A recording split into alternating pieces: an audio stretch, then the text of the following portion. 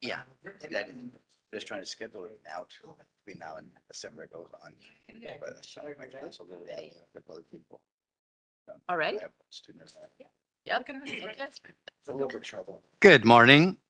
It is 9 o'clock, Monday, September 15, 2025, and I am calling to order the special meeting of the Los Angeles County Probation Oversight Commission.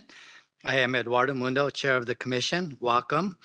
We look forward to hearing from our panelists, commissioners, and the public today on several important topics, including probation's 90-day deployment policy, the population plan, and IDC updates, a motion on probation's consulting contracts, and a report from our executive director. Here for probation today, we will have Chief Guillermo Villarosa, Human Resource Manager Deanna Carly, and Probation Intake Director Cesar Mayor Quinn. It is a busy meeting, so let's get started. I will turn it over to Wendy Julian, our Executive Director, to explain how you can participate during today's meeting, and then she will call the roll. Good morning. Thank you, Chair Mundo, and welcome to all of those of you who are here in person with us at St. Anne's and those of you joining us virtually on WebEx and on YouTube. We are recording, so if you're participating virtually, you're consenting to that recording. That's good news because that means if you're not watching, you can watch us later on the YouTube channel. As always, we encourage your participation in the meeting today. We welcome your comments live today here in person or on WebEx. You can also submit comments in writing, and I'll explain more how to do that. There will be an opportunity for public comment on each agenda item, and then at the end of the meeting for items not on the agenda. This is a special meeting today, but we are having general public comment as a agendized item at the end of the meeting. It's a special meeting because it's not our regular date. The regular date would have been last Thursday. The meeting was canceled because of the conflict with the BSCC meeting. The way this will work is that Chair Mundo will introduce the item. We'll hear any presentation there is to be made. The commissioners will discuss the item and introduce any actions they intend to take. Then we'll take public comment before the commissioners take action on the item. If there are more people here that want to participate than we have time for, the chair may consider shortening the time for public comment or scheduling an additional town hall for specific issues. We actually have already decided to do that about our inspections. I'll talk more about that later. As a reminder to commissioners, panelists, and the public, please speak directly into the microphones so that especially our virtual attendees can hear you clearly. For today, I'd like to ask everyone to respect the following guidelines. Please stop speaking immediately when your time ends. For those of you calling on the phone, I will break in to let you know when the time is over. Please make sure your public comment relates to the subject matter of the item or to the forum here with the Probation Oversight Commission. Please remain respectful of each other and the forum, and any person engaging in conduct disruptive to the meeting is subject to being removed. If you're here in person, it's easy to participate. Just come to the dais and we can, come to the podium that's in the middle and we will form a line to have you give your public comment. If you are joining via WebEx or telephone, use the raise your hand feature to join the line and we will call on you by your name or phone number. If you're on WebEx on your computer or phone, you tap the little hand icon, which is at the bottom of the screen, and we'll add you to the list. If you're calling in on WebEx, you press *3 on your phone to activate the raise hand feature, and we'll call on you by your phone number. When we call on you, you may need to press the unmute button, which is the little microphone, or if you're on your phone, you have to press *6 to accept the unmute request, but I'll remind you of that later. If you have any technical questions or can't find any of the icons, please send a chat to the host. That will be able to respond to you and help you with that. All commenters will have 2 minutes today unless Chair Mundo decides otherwise based on the number of commenters. If you'd rather make your comment in writing, please send us an email to info@poc.lacounty.gov.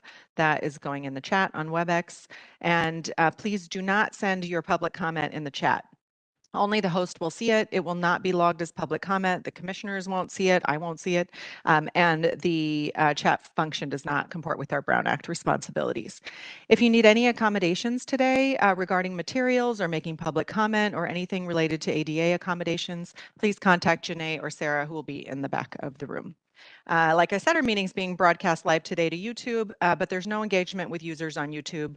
Please subscribe to our YouTube channel as well as our social media on Threads, Facebook, Instagram, Blue Sky at LA County POC for more information and so you can invite others to attend. Buenos días y bienvenidos a nuestra reunión. Ya hemos iniciado la conferencia aquí en vivo y también por Webex y en YouTube. Si le gustaría hacer un comentario público, por favor haga clic en la imagen de la mano y le abriremos su micrófono cuando sea su turno. Si está escuchando la conferencia por teléfono y quiere hacer un comentario público, presiona estrella 3 y le avisaremos cuando sea su turno.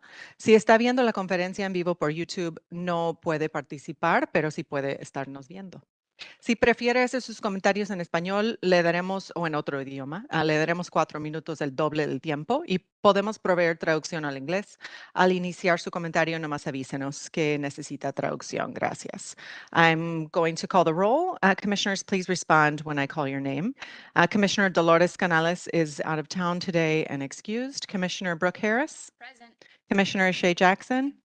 Commissioner Millie Kakani. Commissioner Don Meredith. We're expecting Commissioner Sam Prater any minute, but he's not here at the moment. Commissioner Tyreek Ship is excused. Commissioner Diane Terry and Chair Mundo. Thank you. And Chair Mundo, we have a quorum and we will note when Commissioner Prater joins us and I'll turn it over to you. Thank you, Wendy. Let's proceed with item 2, the approval of the August 14th regular meeting minutes. Wendy, do we have any written public comments or live public comments for number 2?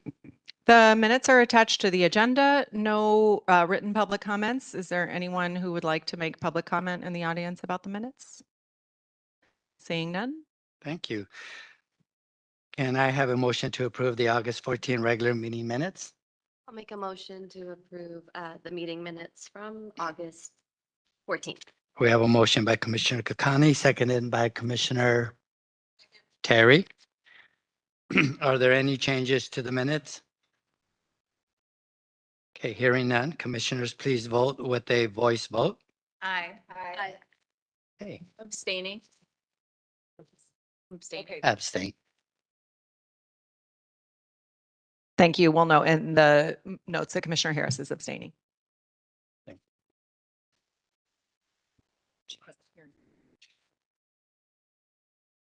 To item number 5. Okay, so seeing that Chief Villarosa is not question. here yet, oh, go ahead. If I was not present at the meeting, but watched the meeting and reviewed the minutes, am I able to vote? Yes. Okay, good. So we'll keep that as a yes. Perfect. So with waiting for the chief, we will advance our agenda to item number 5, which is we will discuss and take possible action on an update on probation's intake, detention, and control, or IDC processes, procedures, and recent changes. Here to present on this item is Probation Director Cesar Mariquin. Sorry about that, sir.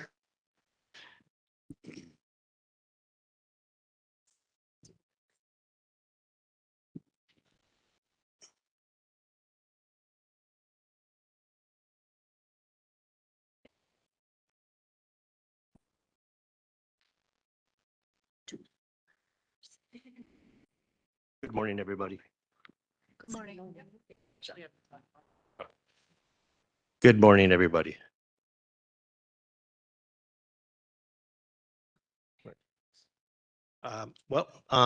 My name's Cesar Mayorkin. I'm a Give me 1 director. minute. Thank you, Director Mayorkin. Can we put the slideshow presentation up for number 5? Sorry, we got started quickly this morning, so appreciate the flexibility of everybody.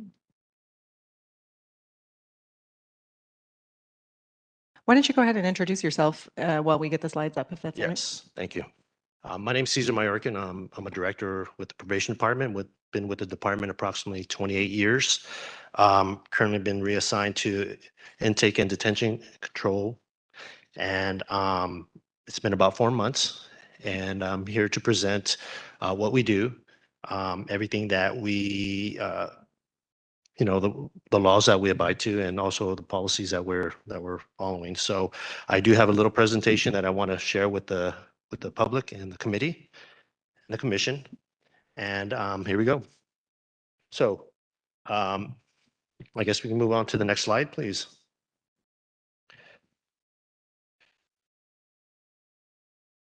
Okay.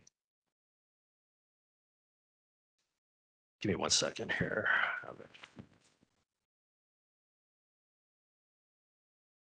Okay, the intake process. The intake detention and control unit is tasked to process the intake of all youth who are arrested or detained by law enforcement agencies who are brought into the juvenile hall for a process that we call an investigation. What the process involves is basically law enforcement agencies will call the IDC for initial assessment, and it's a phone assessment that's completed over the phone. Our IDC probation officers will interview the arresting agency. They'll interview the officers. They'll talk about what are the circumstances surrounding the arrest, a little bit about the history of the youth, and then they'll make a recommendation to the law enforcement agency whether to bring the youth in. So based on the assessment, a recommendation is made by the IDC probation officer to either bring the youth to juvenile hall for a further investigation or to recommend a cite and release out in the field by the arresting agency. If the youth are brought to juvenile hall, I just mentioned that we will do an investigation and basically we will decide to detain the youth inside the halls or to release the youth on a citation or to place the youth on house arrest until they go to court. At that point, a court report is generated and a court hearing is scheduled, what we call the detention hearing. Next slide, please. Can I? What guides IDC? So we have the IDC detention probation. I'm sorry, this is the next slide would be detention decision outcome. So what happens at this point? Just hang on a sec. Commissioner Harris. Can we just, I don't mean to interrupt you. I just want to pause for a minute. Sure. And I was flipping through the slides. Are you going to explain who staffs the IDC unit and what their special training is in making these assessments, their experience, things like that? I think that'd be really helpful to know. And let's let him go with this presentation and then we'll revisit every question. Sure. Thank you. Thank you. So the detention decision outcome, I mentioned earlier that we do an investigation. The decision outcome is based on two sections, which is section 628 WIC and 625.3 WIC, which I will explain shortly. There are five outcomes that come out of the investigation. And the first one is detention at intake with a recommendation to remain detained at the detention hearing. That's basically telling, the IDC officer is going to make the decision to detain the youth for the first initial 24 to 72 hours and recommend to the court to keep the youth detained at the hearing. The second option is detention at intake with a recommendation to release at the detention hearing on the community detention program. And that's basically making the decision to detain the youth at this moment. However, we are recommending that you do release the youth on house arrest, on CDP at the detention hearing. Detention at intake with a recommendation to release at the detention hearing with no CDP. That's another option where we are making the recommendation to detain the youth. We're making the decision to detain the youth at the intake process and recommend to release the youth at the detention hearing with no house arrest. Release on CDP at intake with the recommendation to remain on CDP at the detention hearing. And that's basically the officer making the decision to release the youth on the community detention program at that moment, and also make the recommendation to continue community detention program at the hearing. And the last option is to release the youth at intake and to cite the youth to appear within 60 days. So there's 5 outcomes with the detention investigation and the detention decision. So going to the next slide, please. So what drives IDC? This is straight from the Welfare and Institutions Code. It's 628. And upon delivery of the probation officer of a minor who has been taken into temporary custody under the provisions of this article, probation officer shall immediately investigate the circumstances of the minor and the facts surrounding their being taken into custody and shall immediately release the youth to the custody of their parent, legal guardian, or responsible relative unless it is demonstrated upon evidence before the court that continuance in the home is contrary to the minor's welfare and or one or more of the following conditions exist. So these are very important. Continued detention of the minor is a matter of immediate and urgent necessity for the protection of the minor or reasonable necessity for the protection of the person or property of another. The minor is likely to flee the jurisdiction of the court. And the third is the minor has violated a court order. So these three options would pretty much require the probation officer to make a decision to detain the youth at that moment. Let's go to the next slide, please. Another important Welfare and Institutions Code that I would like to point out is Section 602. And this is just a section of the actual code. So except as provided in Section 707, any minor who is between the ages of 12 and 17, inclusive when he or she violates the law of the state or the United States of any ordinance of any city or county of this state defining crime other than the ordinance establishing curfew based solely on age is within the jurisdiction of the court, which may adjudge the minor to be of the ward of the court. That is very important when we're talking about juvenile courts. Next slide, please.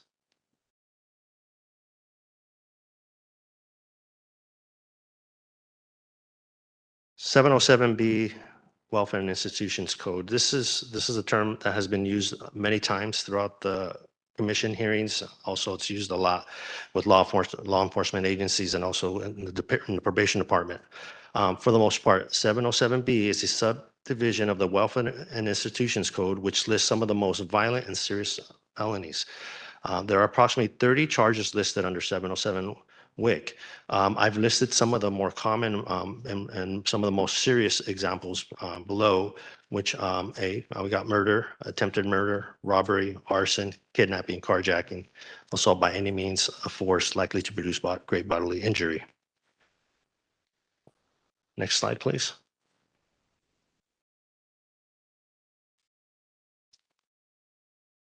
The next one is very important. It's pretty much what I mentioned earlier when I talked about 628 WIC and also 625.3 is a very important WIC code. And what this states is notwithstanding section 625, any minor who is 14 years of age or older and is taken into custody by a peace officer for the personal use of a firearm in the commission of an attempted commission of a felony or any offense listed in subdivision B of section 707 shall not be released until that minor is brought before a judicial officer.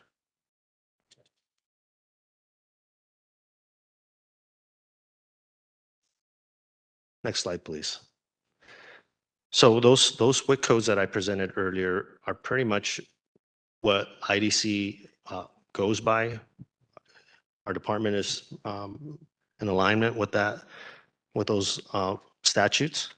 And we pretty much are following the protocol and the policies and the statutes to ensure that the youth that we use the least restrictive detainment for the youth and to make a decision at the IDC intake process. So I'm going to talk a little bit about the statistics in March. So we, for the most part, the department presented the commission with some statistics back in June, and they were March 2025 statistics. What I did an analysis of the March 2025 statistics and facilitated and presented, well, it was presented to the commission. And I do want to show that in March, IDC processed 225 intakes. And as you can see, if you look at the chart below, of those 215 intake investigations, we completed 196 intakes, which were physical intakes, meaning that 196 youth were brought into juvenile hall at the time throughout that month. What I did, I broke down the type of charge categories for each detainment. We had 707B offenses. We had approximately 73, which is 37%, 37.2% of the 196. Firearm charges, we had approximately 38, which is 19.4% of the 196. The warrant charges, we had 49, plus the additional 2 out of state, which made it 51%, 51 warrants, and that's 25% and 1% respectively.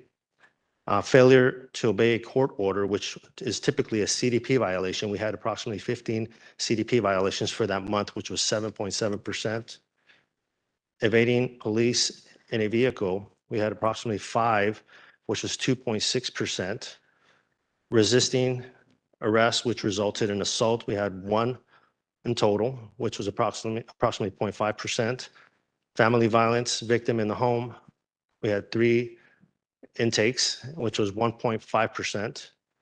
Intercounty transfers, approximately 6, which was 3.2.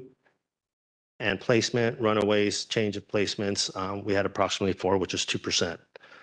So in total, we did process 196 physical youth that came into the facility. However, I do want to point out, I did mention 215. So I do want to point out that 19 of those were actually either adult youth, former youth, who are now in adult custody, who had been charged with 707B offenses. Even though we did process an intake on those adults, they were physically not brought to juvenile hall. In addition, we had a failure to obey a court order, which were camp violations, and those were processed through IDC as well. We had approximately 7 violations, and because those youth were already in a camp environment, already detained in camp and doing a program there, they did not go to juvenile hall as well. And then we had the last, which is what we call an in and out order. We had a youth who was already detained in juvenile hall, and he was pulled out by law enforcement to be charged with additional charges. We did not count that as a new youth to the facility. Next slide, please.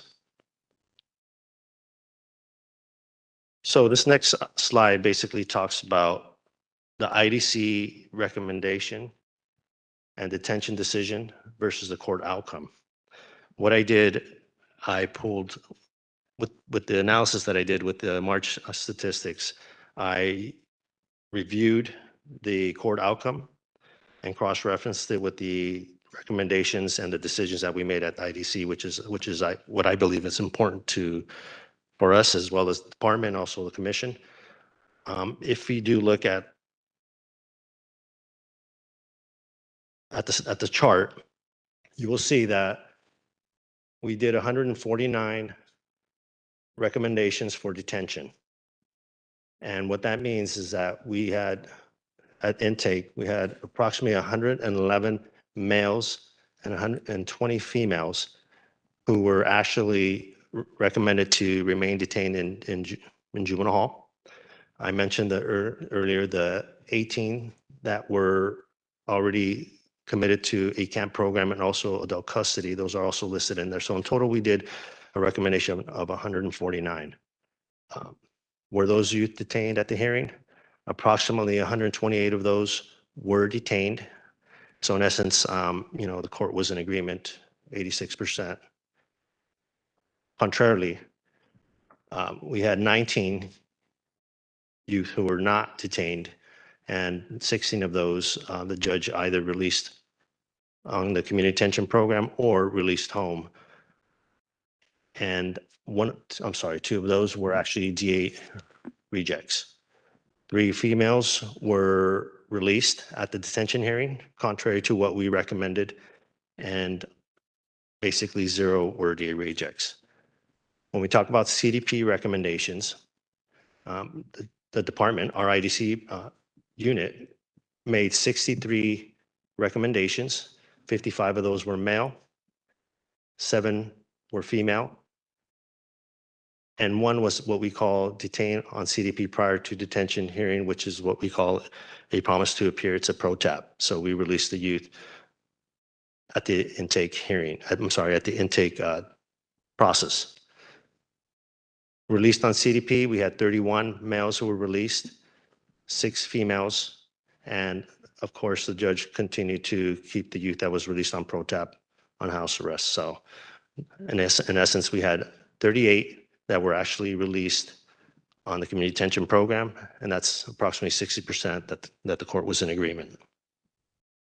Contrarily, we had 19 males that were not released, 1 female that was not released, so that's approximately 20. And out of the total, there was 5 DA rejects.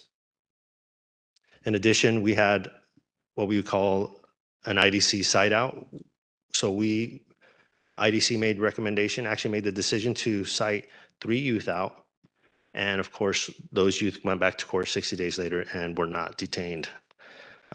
So they were released to the parent or guardian at that point. Next slide, please.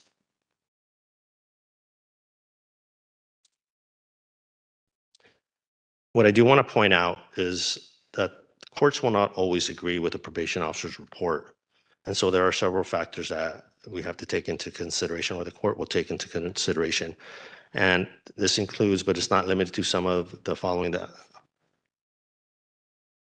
items. The DA might, not agree. They might have an objection to the DA's, to the release on CDP. There could be additional charges that are brought forth. New information could be brought forward at court regarding the home dynamics. The parents' whereabouts might remain unknown, or there might be new victim information, or simply the criminal history. So the judge looks at all these factors and will not always agree with the probation officer's decision and recommendation. So in March, we did pull the releases, and this information was also presented to the commission in June.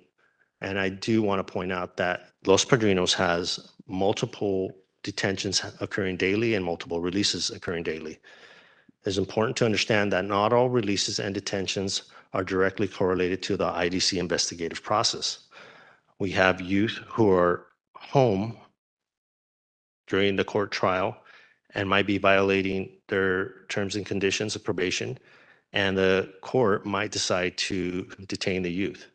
That is not handled through IDC, so those youth are being detained in juvenile hall, and respectfully, the court has made the decision, and respectfully, the probation department has to take those youth in. Contrarily, there are releases where a youth might be detained in juvenile hall after the IDC process, and during the trial, the court might have enough mitigating factors that would allow the youth to be released, and the youth could be placed on CDP at that point.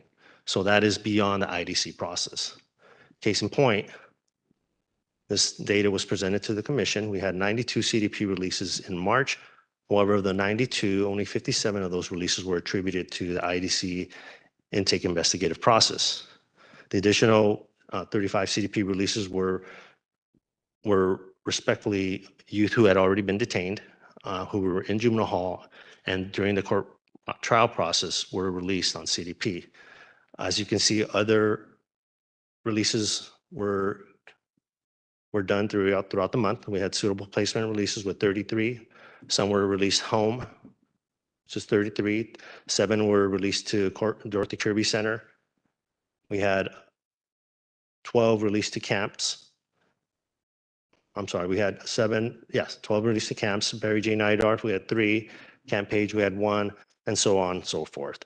So these releases the data is taken out of PCMS, and that was presented to the POC. I do want to make it clear that IDC does not track the releases throughout the month.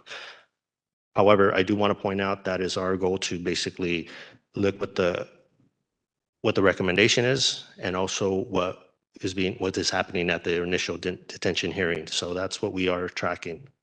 Next slide, please.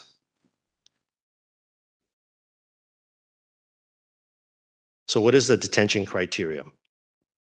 Most detentions are driven by statute, court order, and probation policy. So all intakes are evaluated on their own merits, and all facts are taken into consideration. However, the decision to detain or release the youth is guided under the provision of Section 628 WIC, and I presented that earlier, which states that it is necessary if one of the more of the following conditions exists. So if the youth meets these next three criteria, we have to detain the youth. So continued detention of the minor is a matter of immediate and urgent necessity for the protection of the minor or reasonable necessity for the protection of the person or property of another.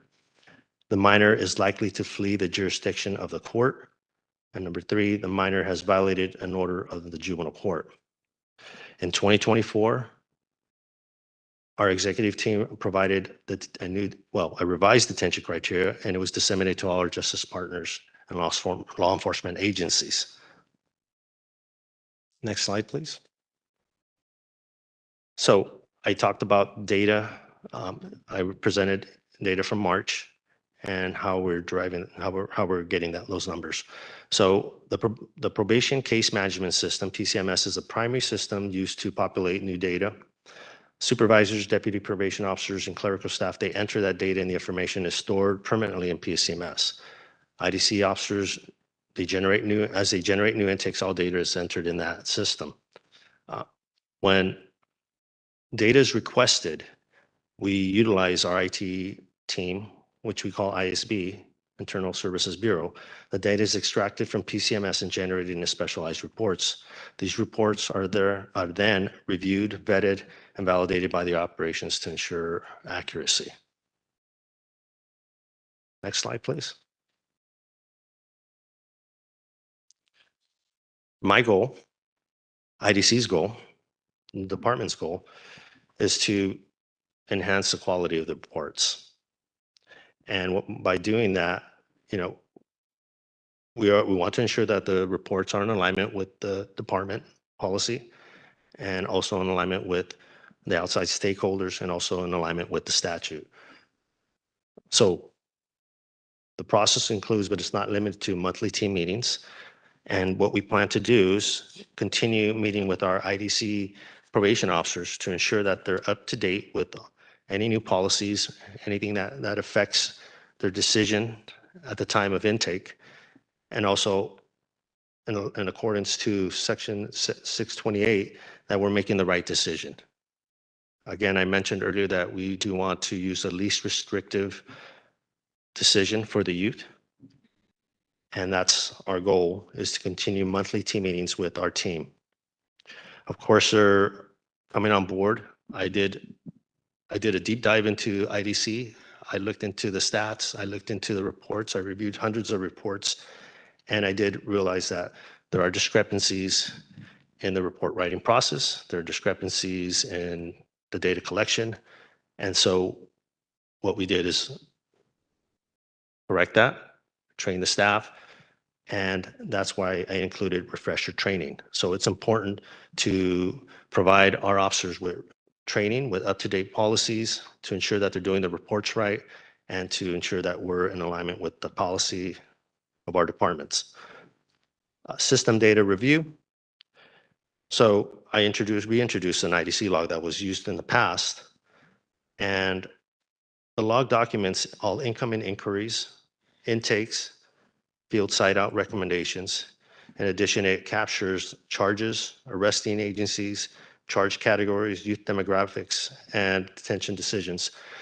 And this system, this internal mechanism that we're using, is really used to provide our supervising team and our management team real-time information. So as an officer's entering their data into the system, we can monitor at the end of the day or at the end of the shift to find out what they did during that shift, to ensure that they're entering the data correctly, and to ensure that we are generating correct data for the department and also for outside stakeholders. It is important to understand that, also, as with all systems, whatever information is put into the system, if it's inaccurate information that's being plugged into the system, it's inaccurate information that's going to be provided to our outside stakeholders. So what my goal is and what is to basically to review all the data that's being entered, and this internal mechanism is pretty much in the right direction. The fourth option in quality control is case reviews. So my goal as an IDC manager is to review the reports that are being submitted to the courts. And part of that is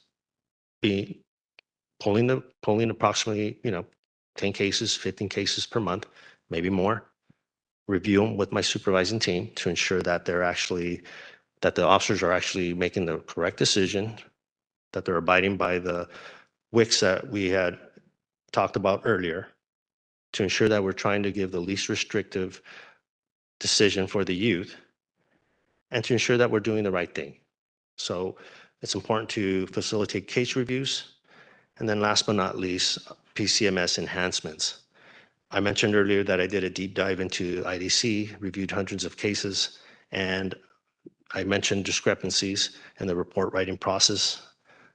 I am working with our IT department to enhance some sections in PCMS, which will help our officers create better quality reports, minimizing mistakes, and to ensure that we are producing top quality reports and data to our department and our outside stakeholders. So we're talking about reform efforts. Next slide, please. My apologies. So the Los Angeles Detention Screener, we call it the LADS, is an assessment tool used by IDC probation officers, which is intended to screen juvenile offenders for recommendations for immediate detention or detention alternatives. Youth scoring above a certain point threshold would be detained. Youth within a certain range would be referred to what we call a pro tap, or being released at the detention at the detention intake process and being placed on a community detention program. And the other option would be a non-secure alternative, which would be citing the youth out. And those would be those that have a very low score. So our department is actually in the process of enhancing the LADS. It's an ongoing project that's been going on for over a year. I just got brought onto that project, and we are looking forward to continuing our efforts to continue to enhance that LADS and move forward with a better quality LADS, which would be the screening tool. Outside stakeholder relationships and education. Well, as an IDC manager, it is important to really facilitate judicial outreach, to meet with some of the judges and find out what are some of their concerns with the reports. Also find out what their take is on certain releases, and also just to find out and pretty much collaborate with them and work, with them to ensure that we're providing quality reports. So meeting with the judges and discussing the quality is very important.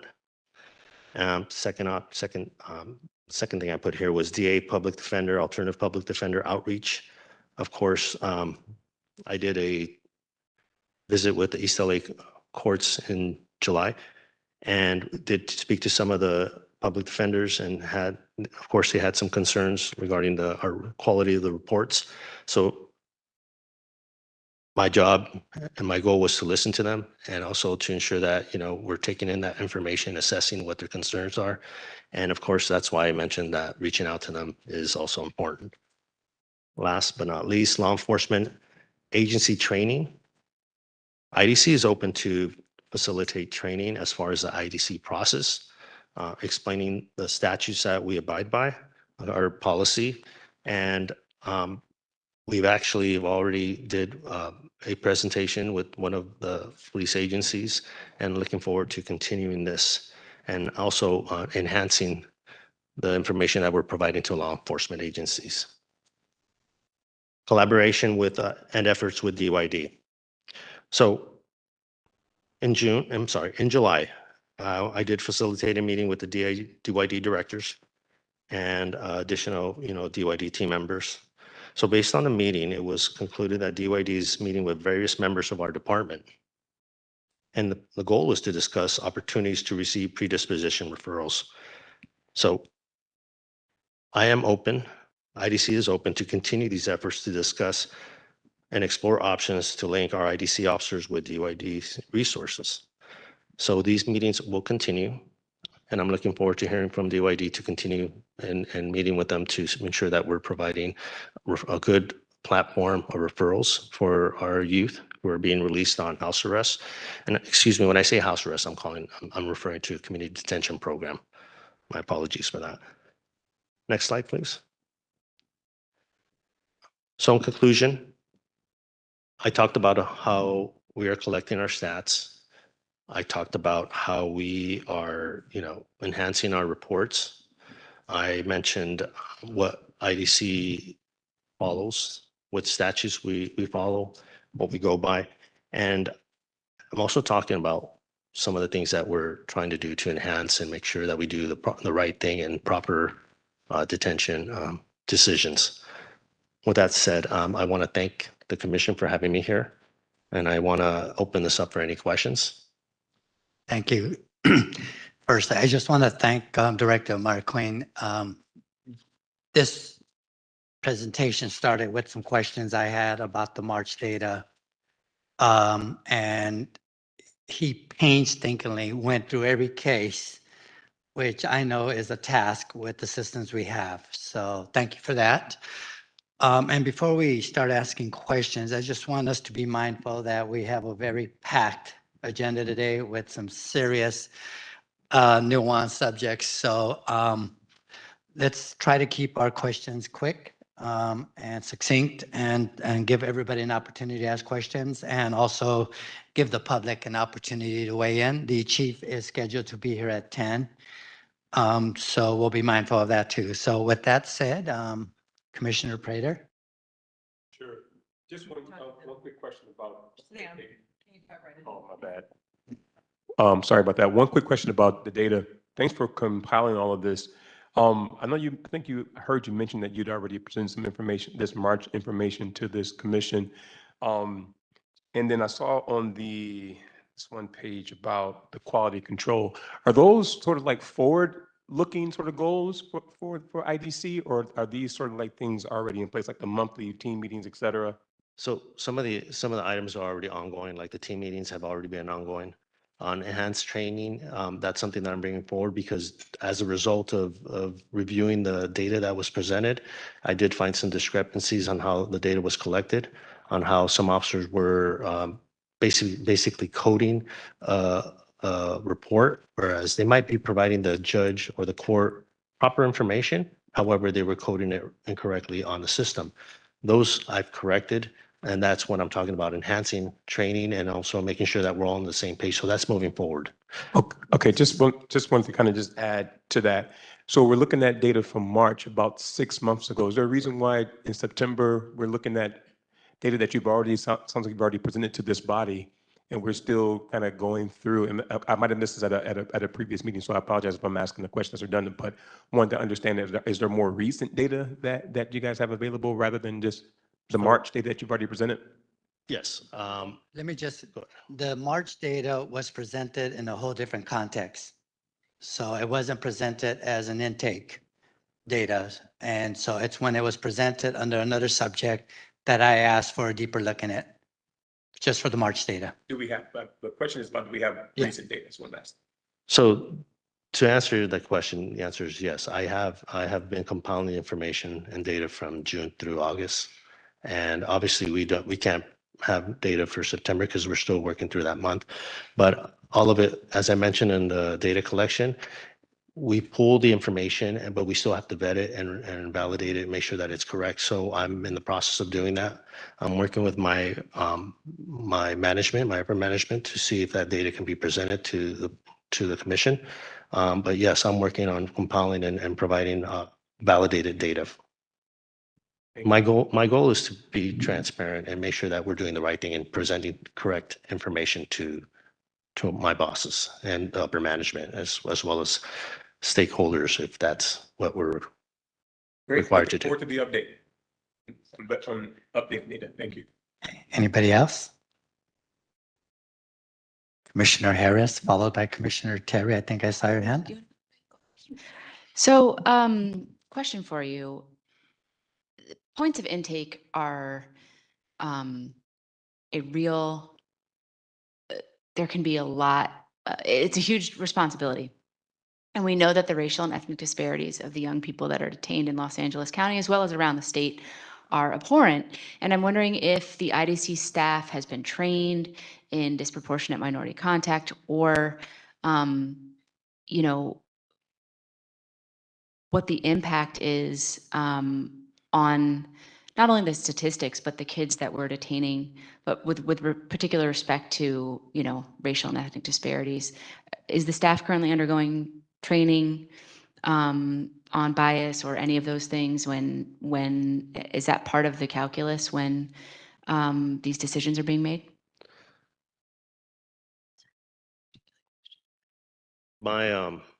So to answer your question, that's a good question, by the way. Our officers go through what we call one-on-one training. So if an officer gets assigned to IDC, they sit with our supervisors and also some of our more seasoned staff who've been with the IDC unit for quite some time. We do go through regular training that other officers do, but as well, aside from that, we also do training which requires one-on-one training with our team to make sure that we're making the right decision. And the stuff that I presented earlier, like the statutes, all that's taken into consideration. And that I don't have an answer of the training that was presented, that was done to our previous officers, but I can assure you that moving forward, we will continue to work with you guys to make sure that we're providing proper training for everybody. But other than that, I strongly feel that our officers are real qualified in making decisions, detention decisions. They have been working diligently to painstakingly make phone calls, talk to the officers, ensuring that they're doing the best they can to try to release the youth if possible. I did mention earlier that we, the 707Bs, I mentioned the numbers, and I do want to point out that our officers are actually doing the best to see that they can do the least restrictive confinement for those youth. And I do have some data, and I have information that I've reviewed that pretty much makes me feel confident that we're doing a good job. However, there's also room for enhancement. So to answer your question, it's an ongoing process. So. Commissioner Cherry? Okay. Hi, thank you for the presentation. I had a training related question as well, and it's stemming from a series of town halls we also did around intake and what's possible in that first assessment point. So looking at the criteria, it sounds like it says continued detention of the minor when it's necessary for protecting the minor. So how are staff trained on how to make that assessment? And I think they have 48 hours, so which seems like a short amount of time to make that sort of assessment. So if you could share more about what that looks like, the training, and how staff are trained to know whether or not they can make that recommendation. Correct. So I mentioned earlier the criteria that was disseminated last year. Our officers are, per policy, following that criteria. However, they are doing a deep assessment of the use, basically home dynamics, gang involvement, access to weapons, times of when the youth got arrested, and what we're trying to do is basically ensure that they're asking the right questions. Part of the training, which is ongoing, and part of the quality control that I plan to impose, is asking those additional questions. And if the officer feels confident that the youth will not basically pose a threat to the community or to the victim or to anybody in the home, why not put them on house arrest? So all that can be determined, will be determined once the officer is doing the investigation. So again, we go by criteria. We do follow the statute, and we're talking about a 2-day confinement. So what happens is that we try to make a decision at that moment to see if we detain this youth now, because maybe the statute might say to detain them, and we have to make that decision. we could make a recommendation to release the youth either on house arrest or just have the youth released, period, if they have a stable home environment, and that we can be assured that they're not going to be a threat to the community or to the victim or anybody else, and or themselves. So we definitely, and to basically give a an answer to, there's so many dynamics going on at the intake level, and our officers are pretty much doing that investigation. And a lot of it has to do with communicating with the supervisor. I'm involved in some of the decisions as well. So yes, yeah, it's basically ensuring that we make that right decision at that moment. So I don't know if I answered your question. I talked a lot, so please, if I didn't, please ask me again. So Can you share an example of a time where a decision was made for a youth to not be detained? And so just to kind of show how an officer might go through that assessment process. And again, this is in 48 hours, which seems like not a Sure. lot of time, but So it all starts with the interview with the law enforcement agency. So they'll talk to the officer who's actually making the arrest, and they'll discuss the case. They'll find out what was the youth's role. I'm going to use assault, which is 245 PC. I did review the releases and the recommendations for the statistics that we provided, and it was, we did release a youth on ProTap who was arrested for assault. Part of it was because, they had a stable home environment, and the officer did a great job in basically reviewing the case. We also had an evading case, which per the new criteria, we detain. However, we pro-tapped the youth. We released them on house arrest, which is pretty much what we were really trying to do. I met with my executive team on couple of days ago, and they're in agreement. We want to basically make sure that we're doing everything possible to release the youth. But those are just some examples. We can really do a deep dive into each particular case. However, our goal is to move forward and make sure that we're doing the right thing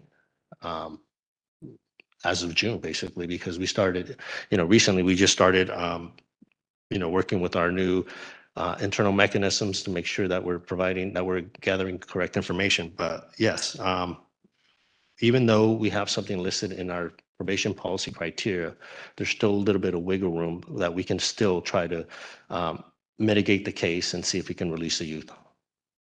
We either release the youth on a period and just cite them to go to court, or release them on house arrest. So we're doing as much as possible. So. Okay, Commissioner Kakani.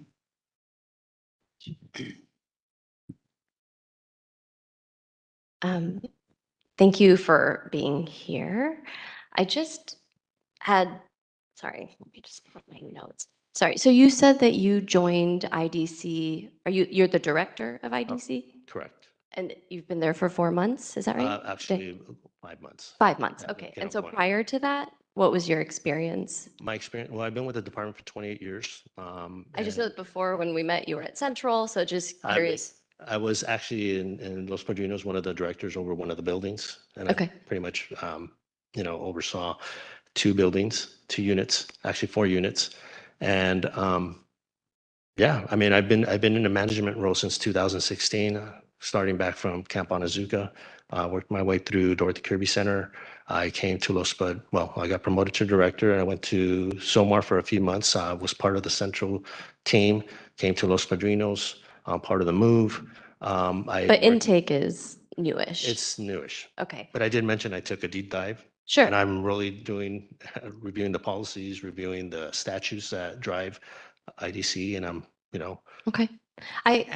And he sat with me about 4 or 5 hours now, so Yeah. we're I we're getting appreciate him up that. to speed Yeah. quickly. I asked because, as you're aware, the county and probation entered into a settlement with the Department of Justice in 2021. And one of the kind of mandates was for you all to evaluate and revise, if determined by the monitor, probation's procedures at intake related to probation's decision-making as to whether to exercise its discretion to detain youth. right? And to include a validated risk assessment tool, because there were some concerns around whether the LA detention screener was a validated Correct. tool or not.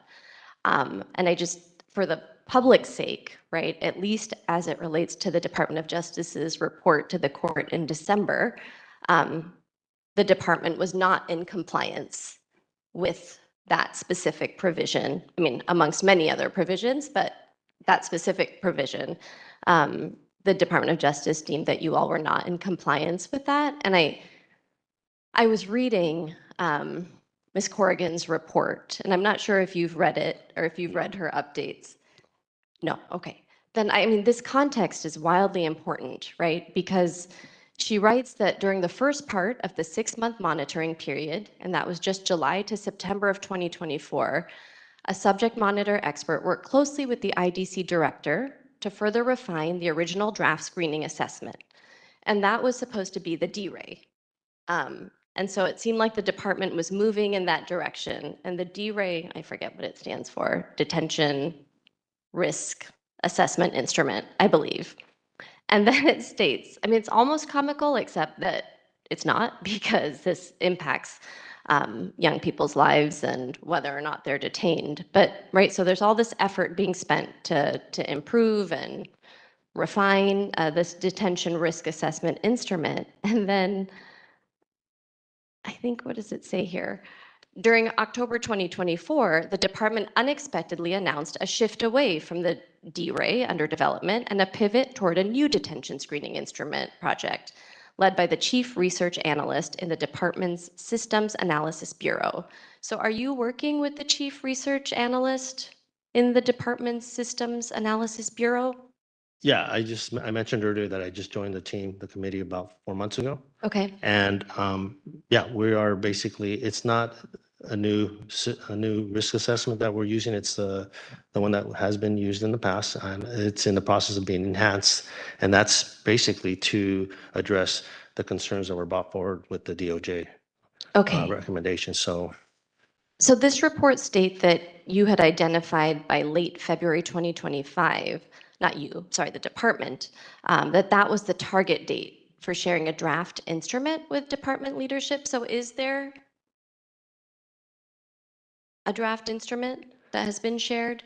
Or are you all still working on that? I don't have an answer to that at this point, but I could assure you that I can provide that in a future meeting. And also, the team is continuing to work together, and they're pretty much going through the analytics and trying to, we have a very smart IT team. We have some very qualified people working with the department who are behind this, and I can assure you that they are doing an excellent job in trying to provide the draft. I mentioned earlier, I did just join the committee. I am actually trying to get more information and ensure that we are, whatever the revise or the enhancements are, that we are going to put that in place and ensure that we are going to use it. So Yeah, I'm not doubting people's intelligence or abilities. It's just, it seems a little concerning, especially given that earlier this year, I believe it was Ms. Epps who was presenting, who shared that some percentage of young people were also being evaluated by this other tool that has since been abandoned. So it is a little confusing. And just again, I don't know, it would be helpful if there was some clarity, because I think you said that there was some detention criteria that was shared with law enforcement and other folks in 2024? correct. Okay. Is that what's still being used, or is that being revised? That's pretty much what we're using at this point, and that was provided to you guys, I think, in June as well. Okay, so that hasn't been updated? No, at this point, no. Okay. But okay, I guess I'm just a little confused because the tool is being updated, but then the criteria is not being updated? Well, the criteria is pretty much based on what's always been in place, like a statute. It's just basically compiling all the charge categories, and there was concern with that, that it's creating a blanket detention decision, but that's pretty much not the case, because as I reviewed some of the cases for March, there were certain cases that if we were to have followed the criteria to the T, then those youth would have been detained. However, we did recommend pro tap, and we did recommend a release on multiple of those cases for the detention hearing. So Okay, and then, sorry, just two last So, questions. No. I'm going to go on to Commissioner Jackson. Those are great questions, but we can stay here on this subject all Yeah. day. I would just like especially to know, since it- again, around the override policy, if that has been established, given what the detention screener establishes, and when the department decides to override whatever it is that the detention screener recommends, if that's established, and whether developmental disabilities are a part of the assessment, and whether that's, I don't know, researched, investigated upon, and if recommendations are made based upon that as well. So your question is to discuss the override policy or?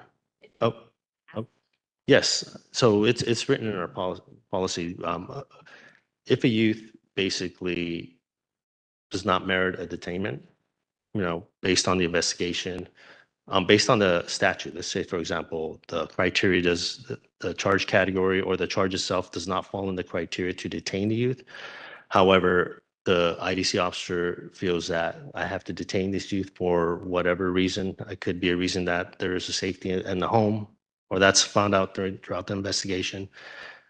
If it's not in policy to detain the youth, then the officer has to bring that up to the supervisor or go up all the way up to the director to basically override and hear the case to make that decision to detain the youth.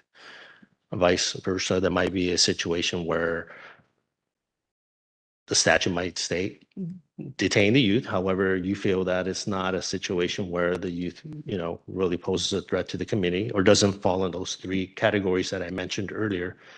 And that would also require discussion with the supervisor and directors to say, hey, you know what? I feel that we need to release this youth and put them on house arrest, or maybe release the youth.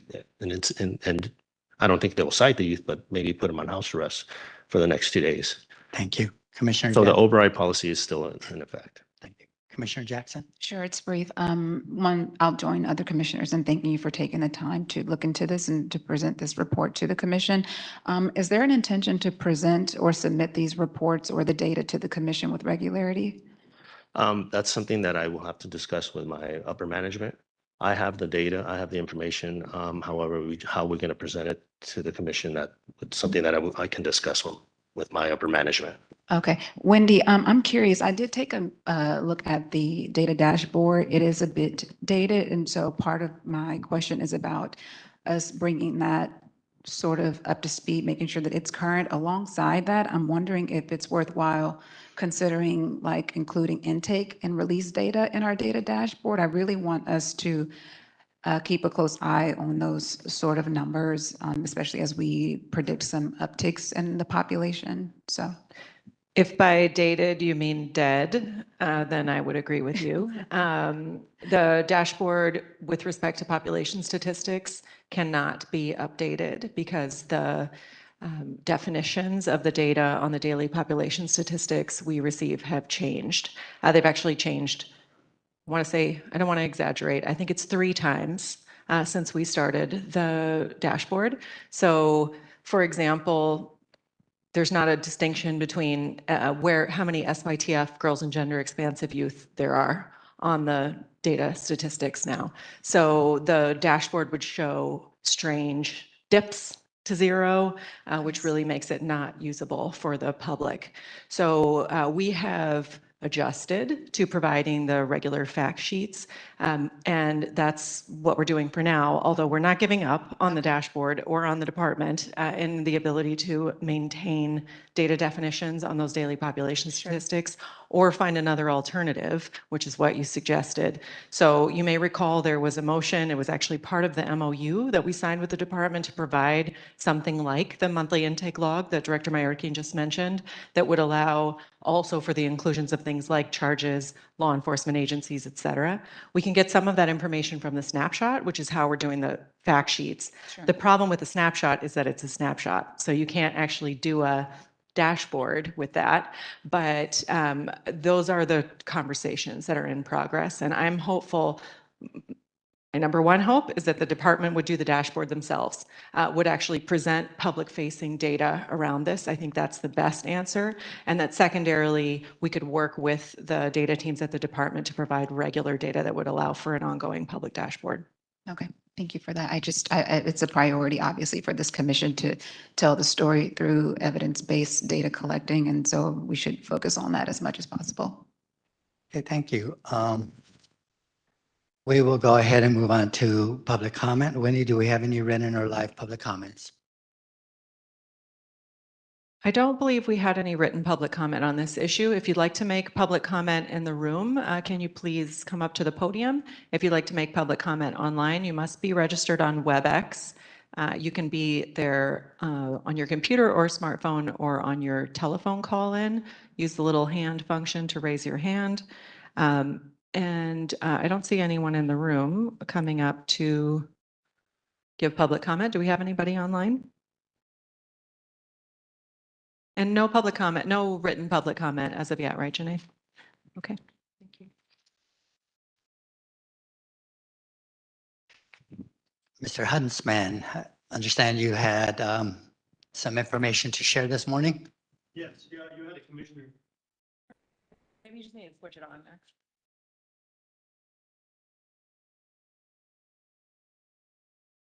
Thank you.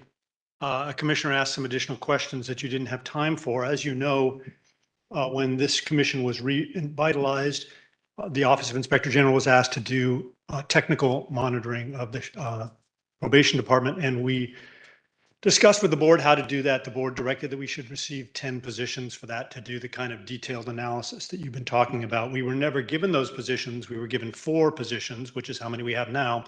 And the result has been, as I predicted, catastrophic.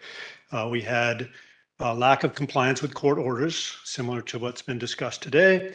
And now there's a DOJ effort to take away juvenile hall from the probation department. Unfortunately, on Thursday, I was informed by the executive office that a number of positions in my office will be taken away from me and moved to the executive office and will no longer be available for independent oversight. That's in addition to curtailments because of the county's severe financial problems. So we're going to lose about 1/3 of our OIG staff. And as a result, we will be severely impacted in our ability to support this commission. The things that will definitely be first on the list that will continue to do our monitoring work, where we've worked with the Department of Justice. That will continue both at the Sheriff's Department and in probation. Of course, one of the means you have to insist on your voice being heard is your subpoena power, which we support you with, and that will continue.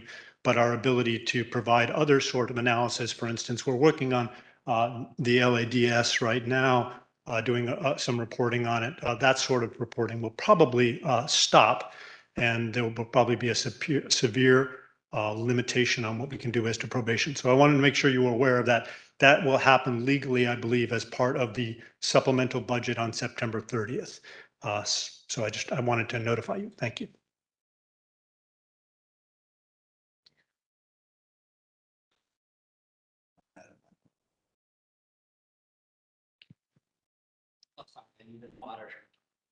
Commissioners, final questions or comments? Commissioner Jackson. Well, yeah, I was curious to know exactly like which positions they were considering, which positions are going to be impacted by that. And if there's any opportunity for us, Wendy, as a commission. I know we were talking about a new position, but I can't tell if somehow that position would be addressing what's going to be absent from the OIG. Your position, which is staff that is directly for the commission, is not part of OIG. What will happen with that, I don't know. Sure. What I'm talking about is main OIG positions. There's a group of staff that have been specifically identified by the executive office and taken away. And then there are positions that are curtailed. So the end result is we have 1/3 fewer people, which will impact our operations. But your discussion about a position that may be a predictor of what will happen with it. It might not, but it's a totally separate thing. Sure, I do understand that, but I'm just wondering how we would sort of substitute for that on this commission. Max is completely right. And that position you're talking about was actually funded in last year's budget. So not a part of the current discussions. Okay. Commissioner Kokani. I think you shared that some of the staff are going to the executive office. It appears so. I know for sure some are. The executive officer spoke to me earlier in the year and took two of my positions, telling me I'd be able to fill them. But now I'm told I cannot fill them. And in this last Thursday, a couple more were identified, were specifically being taken to the executive office. What their function will be there, whether they'll conduct oversight, but at the direction of the executive officer instead of the Office of Inspector General, or whether they'll do different things, I have no idea. Okay. And then there's additional positions which we pulled out, and I don't know where they'll go. Got it. Okay, thanks. That was my question, if they were going to be holding the same responsibilities within the executive office, which doesn't make sense, given Don't that you know. all are an independent. Okay. Thank you for that, and I'm really sorry to hear that. Hey, we're going to go ahead on to return to item number 3. But before we do that, I'd like to just say that I'm ecstatic that the dray was derailed. And if that requires that probation have a little bit of an opportunity to revisit the lads, that's a good thing in my eyes. So item number 3, we will discuss and take possible action on updates from Chief Guillermo Villarosa and HR Manager Deanna Carly on the Probation Department's 90-day deployment policy of field staff. The POC has asked the department to explain the policy, purpose, and process, in particular how staff were informed about the process and how effective the policy has been in addressing the department's staffing needs. As a reference, we have included probation's HR updates from July 24, 2025, and the Adult Field Services presentation from August 14, 2025 to today's agenda. Chief? Oh, there you are. The floor is yours. Good morning. I want to make sure I understand the items to be addressed. You're interested in the policy of folks that are off work because of the high number of staff that are asking for light duty.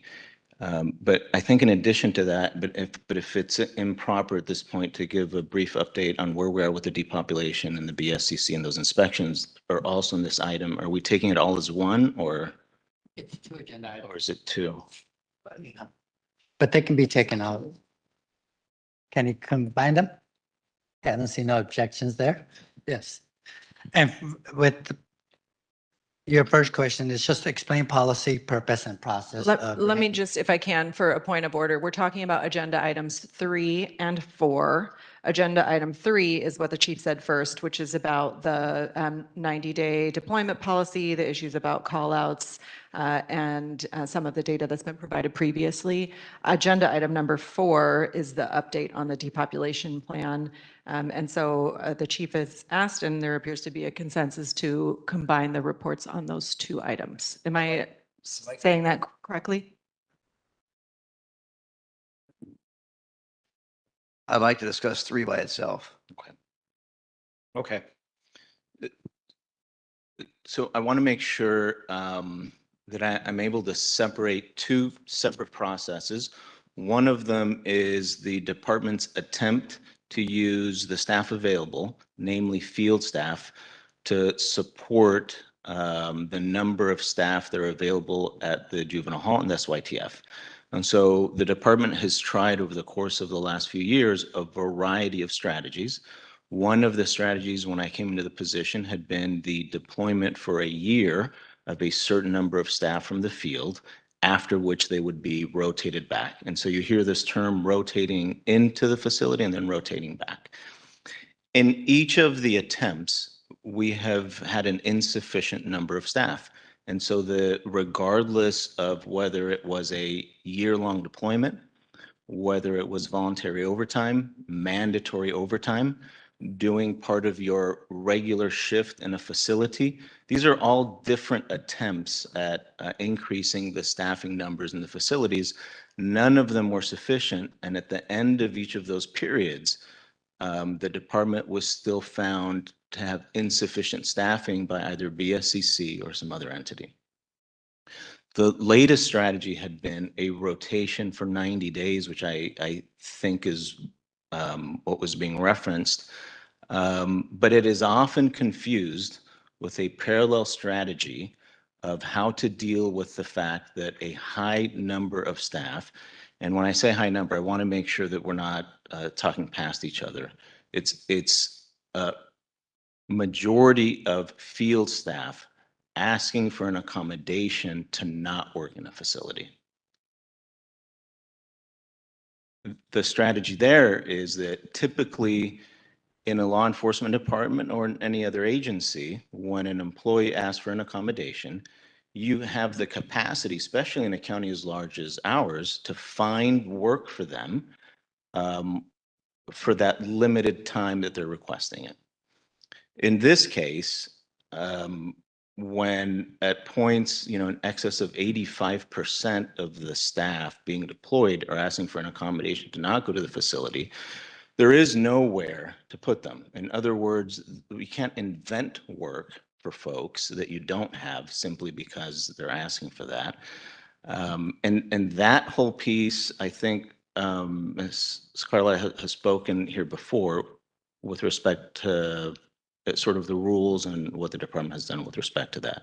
I mention that because I don't know that folks distinguish the two. And so many times when they talk about the 90-day, what they mean is the having to burn their time because we cannot accommodate more people versus the you're being selected to go to the facility because we're short in the facility. They're two different programs. They overlap, and I could see why staff or other folks would confuse those two. In reality, there have been multiple strategies at the same time. There have been overtime requests, the movement of staff for a long period to the facility, and folks that are on rotation. And yet with all of those overlapping, still short.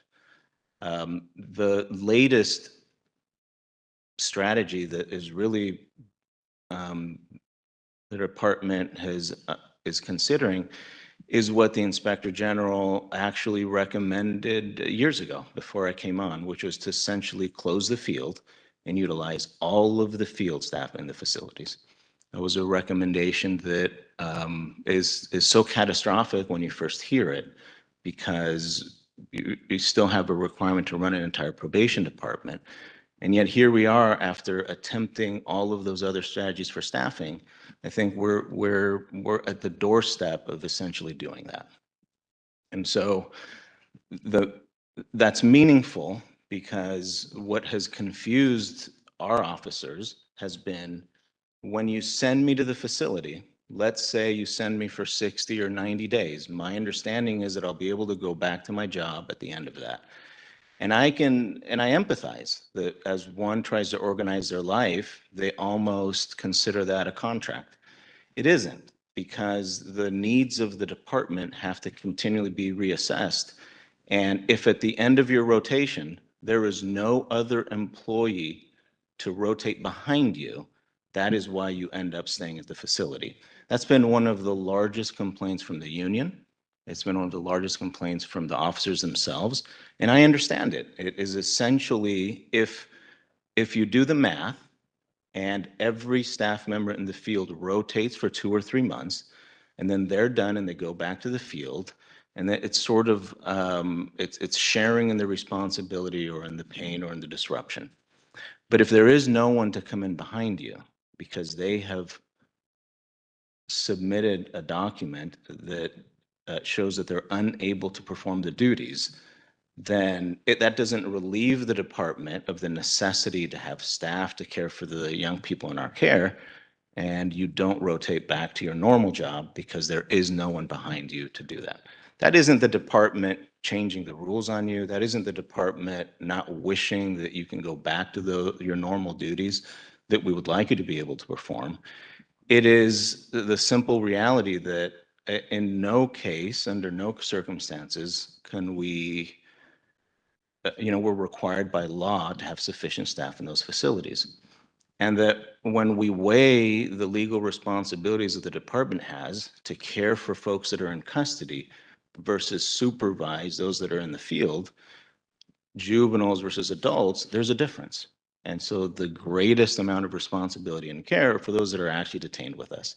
And if that means we don't perform some other duty, or you're unable to go back to that job at the end of those 60 or 90 days, those are the decisions that are being made. And so essentially, we're now at the point where the department is not able to continue with the 90-day deployment policy because there simply aren't sufficient people to do the rotations.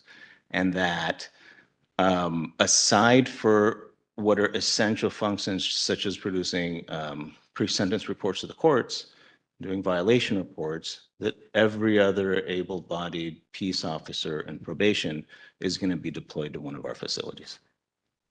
The immediate question then becomes, for how long? Well, for as long as is needed to meet the staffing requirements. Before we go to questions, Commissioner Merritt, let me ask if Ms. Carly has anything to add to today's presentation in answering the questions, obviously. Sure. So turned on? Sure. There we go. There we go. Sorry. So in line with what the chief shared, I can elaborate just a little bit. I was a little confused as well, 90-day deployment versus 90-day accommodation process. Our team in DMC, Disability Management and Compliance, is overseen currently by DHR, but obviously, you know, I'm very embedded in the process and understand what's going on. And at any given time, I've reported out several times on the accommodation process. There's not a policy for our 90-day rotation accommodation process. It all falls under the legal parameters of the law. So, you know, FEHA, EEOC, the ADA guidelines, all of that, you know, and the county policy on accommodation, that all governs our process. But what we've done is, because we have so many staff, as the chief explained, who are asking for a reasonable accommodation, we've identified what's reasonable. We've identified a certain number, and I know not everyone agrees with that, but we've identified going through, and this is a 2-year process. We started looking at this way back with the deputy directors and the bureau chiefs, I want to say in 22, trying to identify, and this was part of our building the probation assistant position, to identify how many staff can we safely have that are not peace officers, that are providing some of these functions and still perform our mission. And so that's where we came up with basically our process for accommodation in the field. We've done this in the juvenile hall since 2019. We've had a 90-day rotational assignment because in the juvenile halls at that time, we had more staff requesting accommodation than we had positions identified. And so what we did is we said, okay, we're going to accommodate everybody, but it might not be your accommodation of choice. And if any of you have ever had a medical note, I have, and it said, hey, please accommodate Deanna. She can't type. She needs to, you know, take breaks every hour. And if you cannot accommodate her on the job, then she's considered totally temporarily disabled and approved leave should be provided. So that's where the leave piece comes into play with this. If we can't accommodate your request, whatever it may be, then we are accommodating by providing approved leave. So we are accommodating all the staff, just not necessarily in the method or way that they would like to be accommodated. And just to, I think there was a question about how staff were informed. So in August of 23, an email went to all staff regarding the accommodation review and post requirements. That was kind of the first communication that went out. And then in May of 24 last year, an email went out to all staff informing them that we would be implementing this process that we previously only had in the juvenile halls and doing it in the field as well. Does that answer most of the questions regarding the accommodation 90-day versus deployment? I'll just add that, thank you, Ms. Carlisle, for providing that update. And you'll see a link to the agenda for the public, 2 items that were previously presented to this commission, which is the most recent report that Ms. Carlisle gave, as well as the adult field services report that we discussed at the last month's meeting. So those are linked under this agenda item just for convenience for the public to be able to have access to those. Hey, Commissioner Meredith. Chief, I appreciate you. I know the vision you have.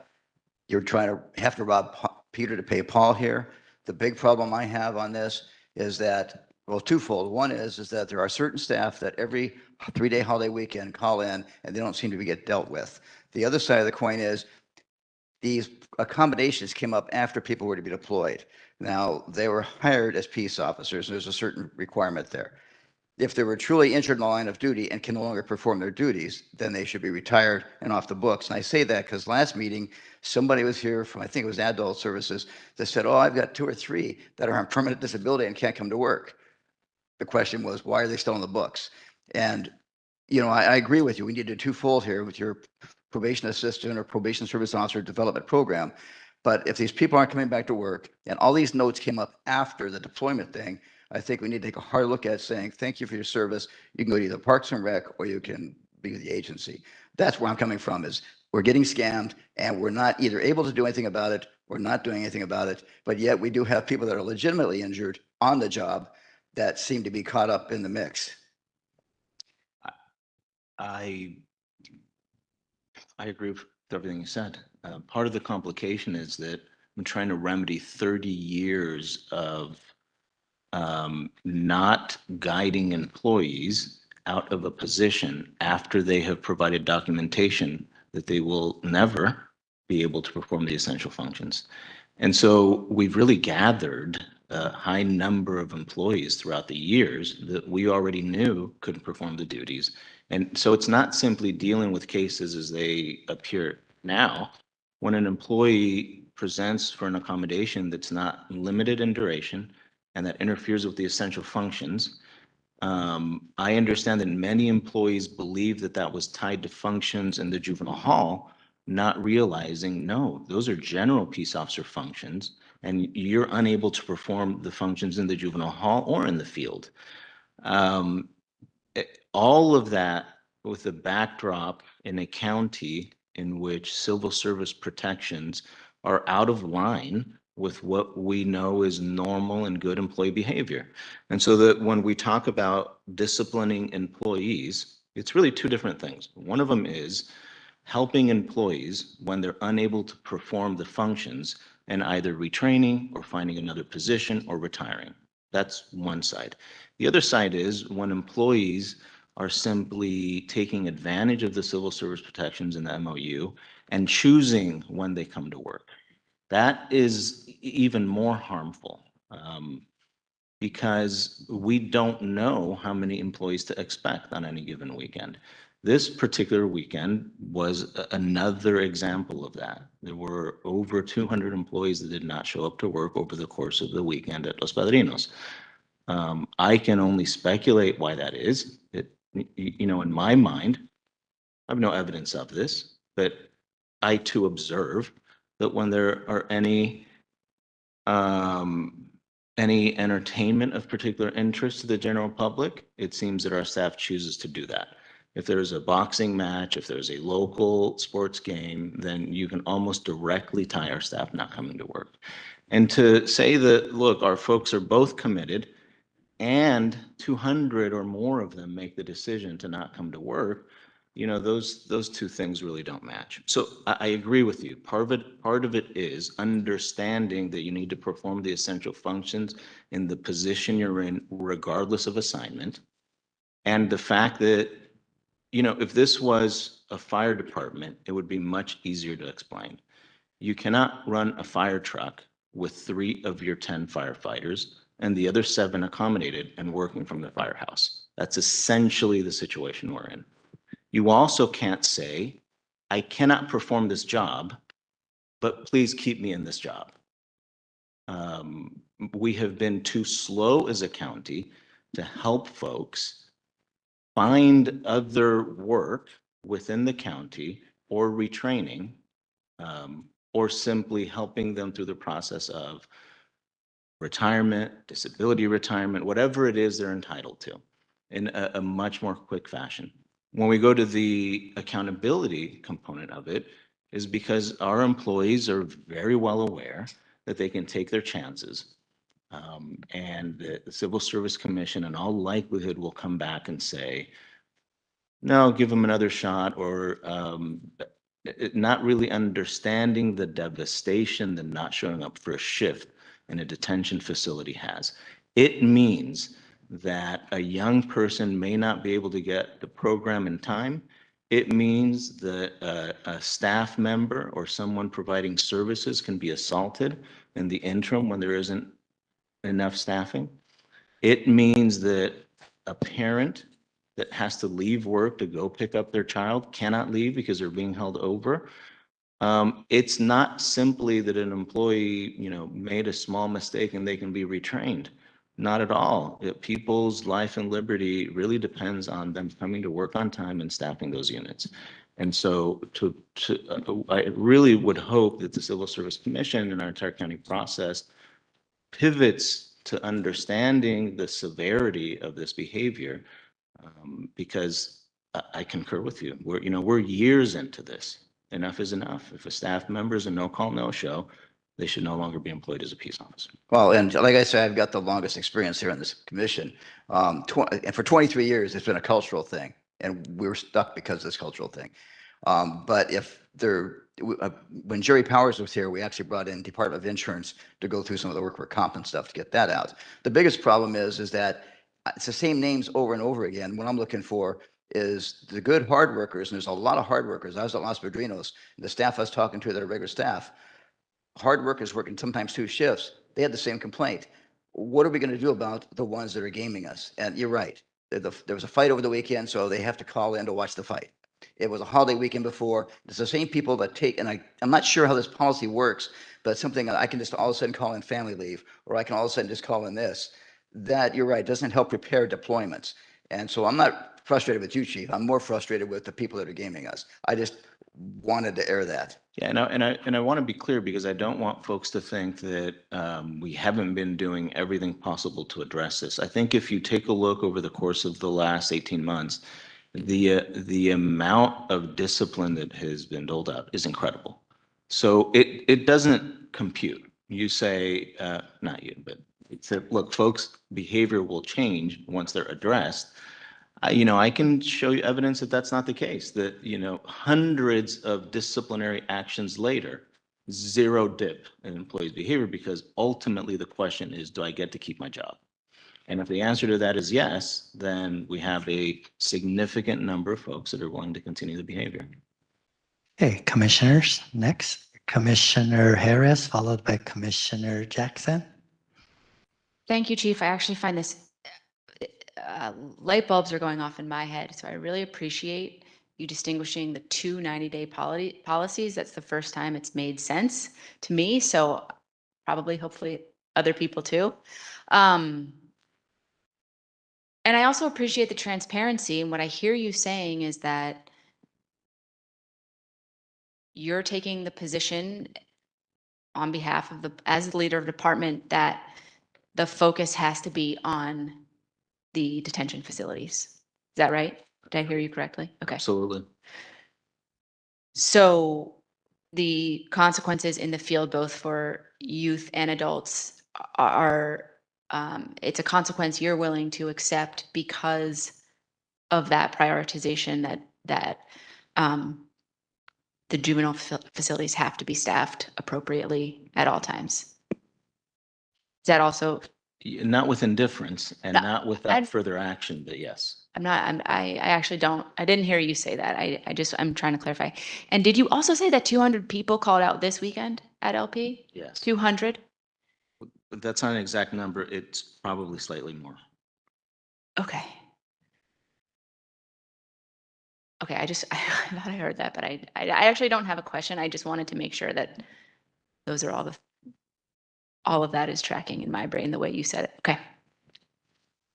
Commissioner Jackson. Yes, thank you, Chief. I have a bit of a hard time with the idea that you can't reinvent work, understanding that with the kind of issues that we have, they require some creative problem solving. I just like this idea that the population is going to increase is like looming. The sustained shortages, the retention issues, the cumbersome hiring process, I'm like struggling with understanding why you can't get creative with the problem solving, understanding that this policy has failed, and so have many of the strategies that you've employed, right? We've heard testimony from staff members and also had some public comments submitted that suggests that people even who are on light duty can perform some duty, right? So if there are thousands of probationers out in this field that can receive some type of servicing through perhaps some creative solution, temporary solution, like virtual resource hub, virtual supervision, like something to have some kind of contact. I'm aware of young people who haven't seen probation officers in some time, and I think that it creates the risk for recidivism. It's like a direct pipeline back into incarceration, right? And so when I think about you having this rotation, obviously it doesn't work. The accommodations create a lot of restrictions. But if you have staff members who are willing to dive in, and perhaps it's not in the way that you imagine it to be, and it's not the most effective way, isn't there ways to utilize staff in a different way just to meet the need of the moment? I can't tell you how much I appreciate this question, because I often don't have the opportunity to explain the reasoning why that's not possible. And it's not possible for a number of reasons. One of them is I don't believe I have the authority to make those accommodations, and let me explain. If there are essential duties that a peace officer must be able to perform in California to have that enhanced authority under the penal code, I deputize them. I take the responsibility for deputizing someone to carry out those additional powers on my behalf. And when an employee tells me, provides me documentation that they can no longer perform those duties and that it is not limited in term, then really, no, I can't. You have now, it would be irresponsible of me to put you in a situation in which you've already told me you cannot carry out those duties and you can be harmed or someone else can be harmed. So I want to address that part of it, because much of what we're talking about are not limited term accommodations. The majority, from my perspective, are employees telling me I will never be able to perform that, and some of them saying I have never been able to. And so really, we can't talk about what do we do short term, because you've already told me you cannot be in this position to carry out these duties. With respect to the question of, but there's still use for the person can still perform some functions. I'll tell you, we really need to think this through from beginning to end and take into account employee behavior to date. Set aside the fact that I can't redefine what the classification, what you can do. I've taken the step of being creative and creating a different position that doesn't require you to be a peace officer, but can do many of the things that you said you can do. That's the probation assistant position. You said you can't do X, Y, and Z. And so we took the time to create a different position that says, we want to retain all of your knowledge. So we created a different position that says, it's not going to replace this, but it can supplant. And we absolutely need you to be able to do those things. Our staff has been wholly uninterested in filling those positions. But the most important part I want you to consider is, and maybe I'll give an example. It is absurd to have 10 people inside of a unit interacting and providing services to youth, and then 40 of them on the perimeter being accommodated. And that's exactly what was happening. And moreover, and this is the part that absolutely has to be taken into consideration, if there is an option for an employee to say, I'm going to select which parts of my job I want to do, then the majority of our employees will decide that they don't work in juvenile hall. And they'll say, I'm happy to do X, Y, and Z. But as you know, when we take jobs, not 100% of the duties are things that energize us. And that in fact, being a peace officer means that there's going to be a whole host of things that aren't exactly what I woke up in the morning and wanted to do, but that I understand is important, and there's no one else to do it. But we're in a situation in which it's already proven that if you start taking people's accommodation requests, our staff, and they dictate which portions of the job they're going to do, we would have the majority of our staff choose to not work in juvenile hall. And that really doesn't advance our requirements by law and caring for the young people that we have. So I think we have been creative in trying to capture the knowledge base. It hasn't played out as anticipated. I hope that in the near future, as our employees work through the fact that this isn't limited in term, if you have a permanent circumstance that doesn't allow you to do all of the work, you're going to have to find another alternative. That at that point, I hope some of them are interested in we need them in the probation assistant positions, if that is something that works for them. We need the knowledge base, we need the people that are already trained and that can do that portion. It hasn't happened today. Can you say more about closing the field? Like what that is and what's being discussed and like the reality of it? Yeah. So we haven't closed offices. There's 2 offices being closed, but that's because of budget. And so we haven't, in fact, we don't have a wholesale closing of the department, those services. And we've really been functioning generally on the fantastic officers that we have that have been willing to be deployed and do overtime with their regular job. I mean, think about that for a second. They're deployed to a location that isn't of their selection. They're performing their duty. And then on top of it, because they have a commitment to the field work that they do to their casework, they're coming back on weekends, they're coming back on their time off. And through overtime, we've been able to keep much of the services in the field going. It's of course been affected because we have staff that is no longer at work. They're being accommodated off work. And then we have a whole other group of staff that's in the field.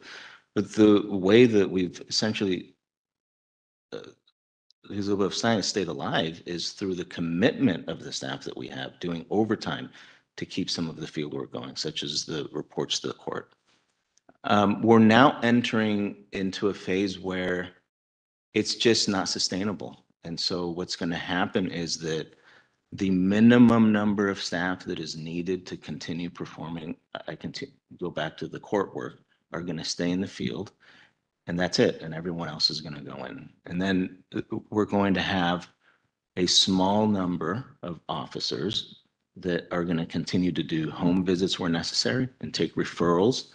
And then we've entered in the MOU through the chiefs of police to capture information when they contact or make referrals for our adult probationers. So it's an assessment of, for example, if you're on electronic monitoring or if you're on juvenile supervision, you'll likely still have an officer assigned to you. If you're an adult, you may not, but there will be an officer sort of assigned to your group in the event that you reach out and ask for a referral, or that we need to see what happened with your analysis, or if there's a home visit. It's just not going to be in the traditional way where, everybody has an officer that's working their case. Okay, one last comment, and thank you so much for that. I feel very strongly that the culture issue within the department is going to claim its fate, right? Because all the plans that we've seen, you name it, the underlying issue remains to be staffing, right? So if you don't address the issues, maybe it was the fight, maybe it was some other thing, but historically speaking, this is an ongoing issue that is attributed, it's caused by many things, you know what I mean? And I don't know if we see enough of the planning, the resolution around some of the core issues that's maintaining the status quo, right? And so if you rid the Department of Field Services, or you you shrink the department in that way, and then all of the staff are confined to the facility, so to speak, and the culture issue is preserved, the call outs persist, then you just have this kind of thing that's more contained. That's the way that I envision it. You know what I mean? So unless you're really kind of getting to the root of the issue, which I don't see enough of that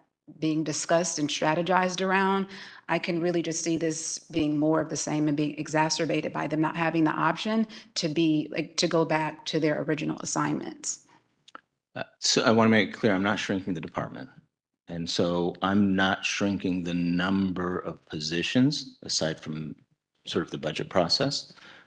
I'm reassigning available officers where they're working. That's different. I can continue to try to hire and continue to use a variety of strategies that haven't been used before to attract more officers and to have retention.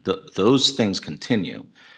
I I agree with you that these are all sort of strategies to maintain daily functioning, but that the core issue of culture really is what needs to be changed. And unfortunately, organizational change and culture change takes many, many years. We're smack in the middle of it. And maybe it's something we don't talk about enough here, but that is underway. I think I've mentioned before that one of the principles moving forward is that it's one department. And so this department has been fractured into bureaus and to classifications and to classifications that are better than others, and you earn assignments. We're done with that. If you're a probation officer, you're a probation officer. And you need to be trained to be able to perform all the duties of a probation officer and be called upon to support your fellow officer and to provide services to any client, whether it's a juvenile, an adult, a man, a woman. That's what we do. And so that change is underway. And there's a whole host of things that we're doing slowly to get there that isn't obvious. But when you change the names of bureaus, when you change the way that that the money is doled out in terms of positions, not individual, but like by bureaus and how those decisions are made. When you go to a single uniform rather than being able to make decisions, when you say, no, you need to be able to do all of it. When you go to the academy to be trained on how to interact with adults and juvenile, all of that is happening. The dividends for that come way down the line.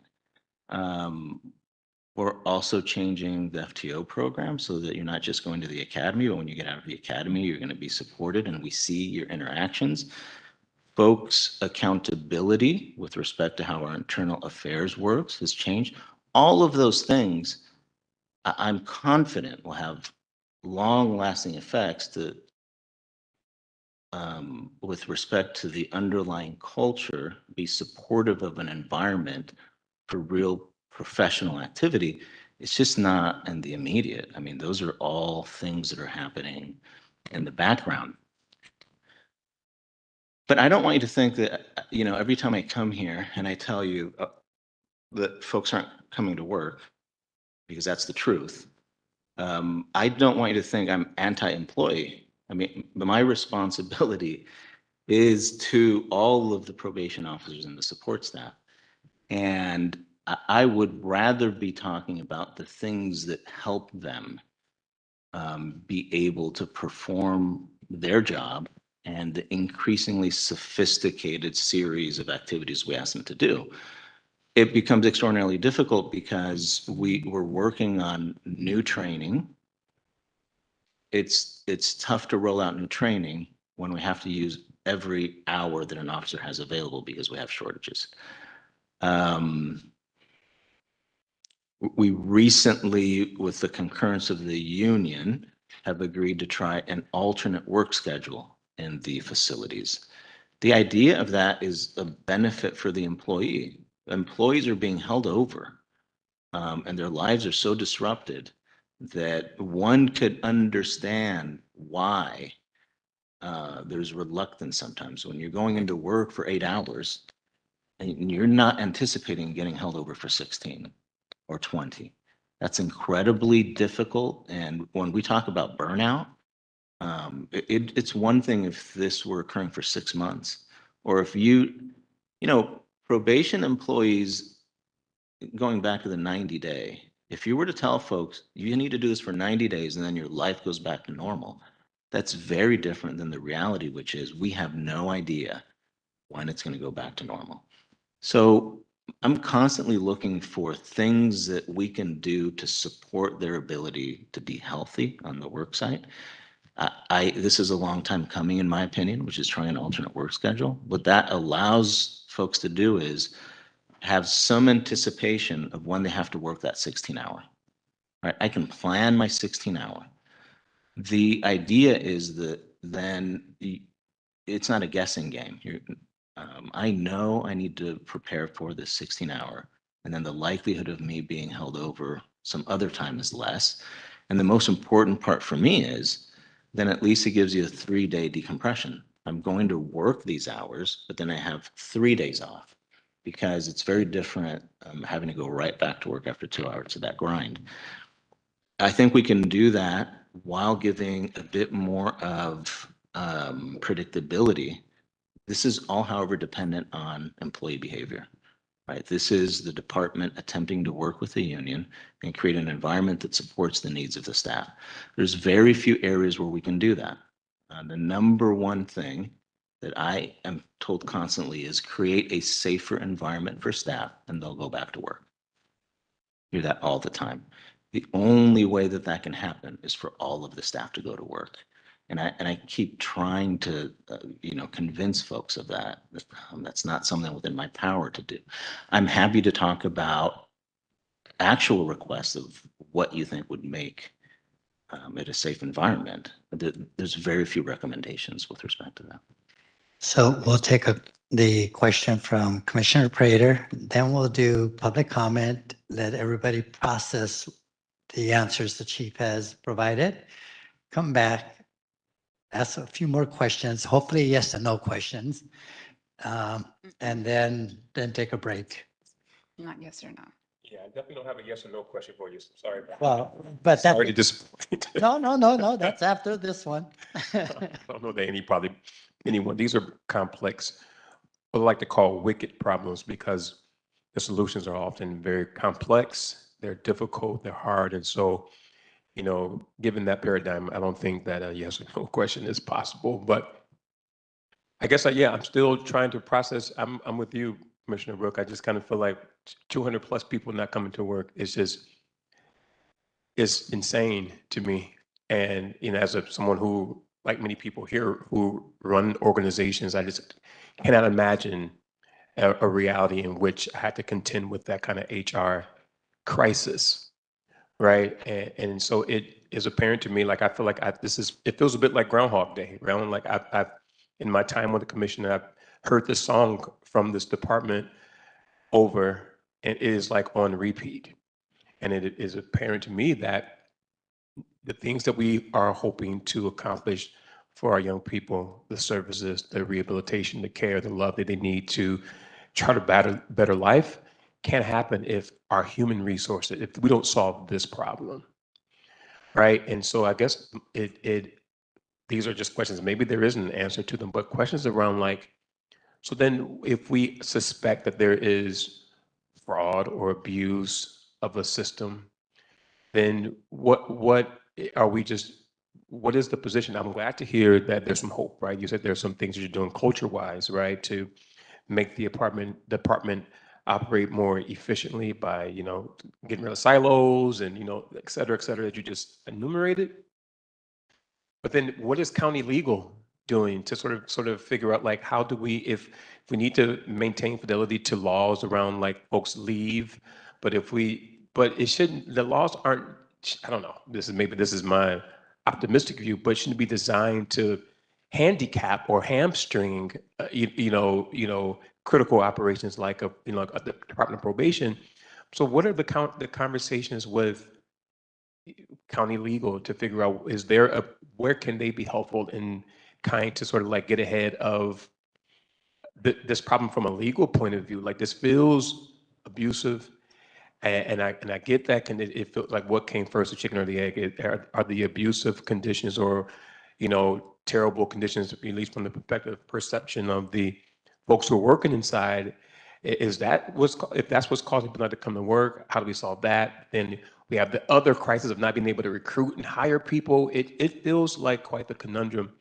And I guess I'm wondering what, outside of the culture changes, what other levers can we be pulling to sort of like solve the fact that north of 200 people on a given weekend aren't showing up for work? Seems I don't even have an adjective to describe that. That is just, I can't even wrap my head around that. And so what else can be done? You know, where like county supervisors, like the EO's office, like what is being done about this human resources crisis? Because if this isn't solved, I can imagine in a world in which the youth that we are and the adults that we have a responsibility to serve will be served. Or your hands just up and say, listen, this is what it is. You're ringing the alarm every time you get a microphone to no avail. Like what are you hopeful for? Like what do you think needs to happen so take that on the record. What needs to happen? To kind of solve the issue of folks just choosing not to come to work. If they're abusing that, I just have so many questions. And I'm really just more stunned. So sorry if I'm just I'm just rambling on, but it's stunning to me if that is the case, given that we have lives in our care who can't get the service that they need because we don't have the human resources. I promise you I wanted to answer this with a yes or no, but That's not my requirement. That's okay, the I'm mayor's incapable, requirement. but I am going to try to be a bit more brief. I want to remind folks that the things that we are doing is the right response. It's simply that some of it is going to take time because we're, again, sort of deferred actions for many years and in some cases, decades. And so the correction isn't just dealing with today's behavior, but what we have been accumulating for all of those years.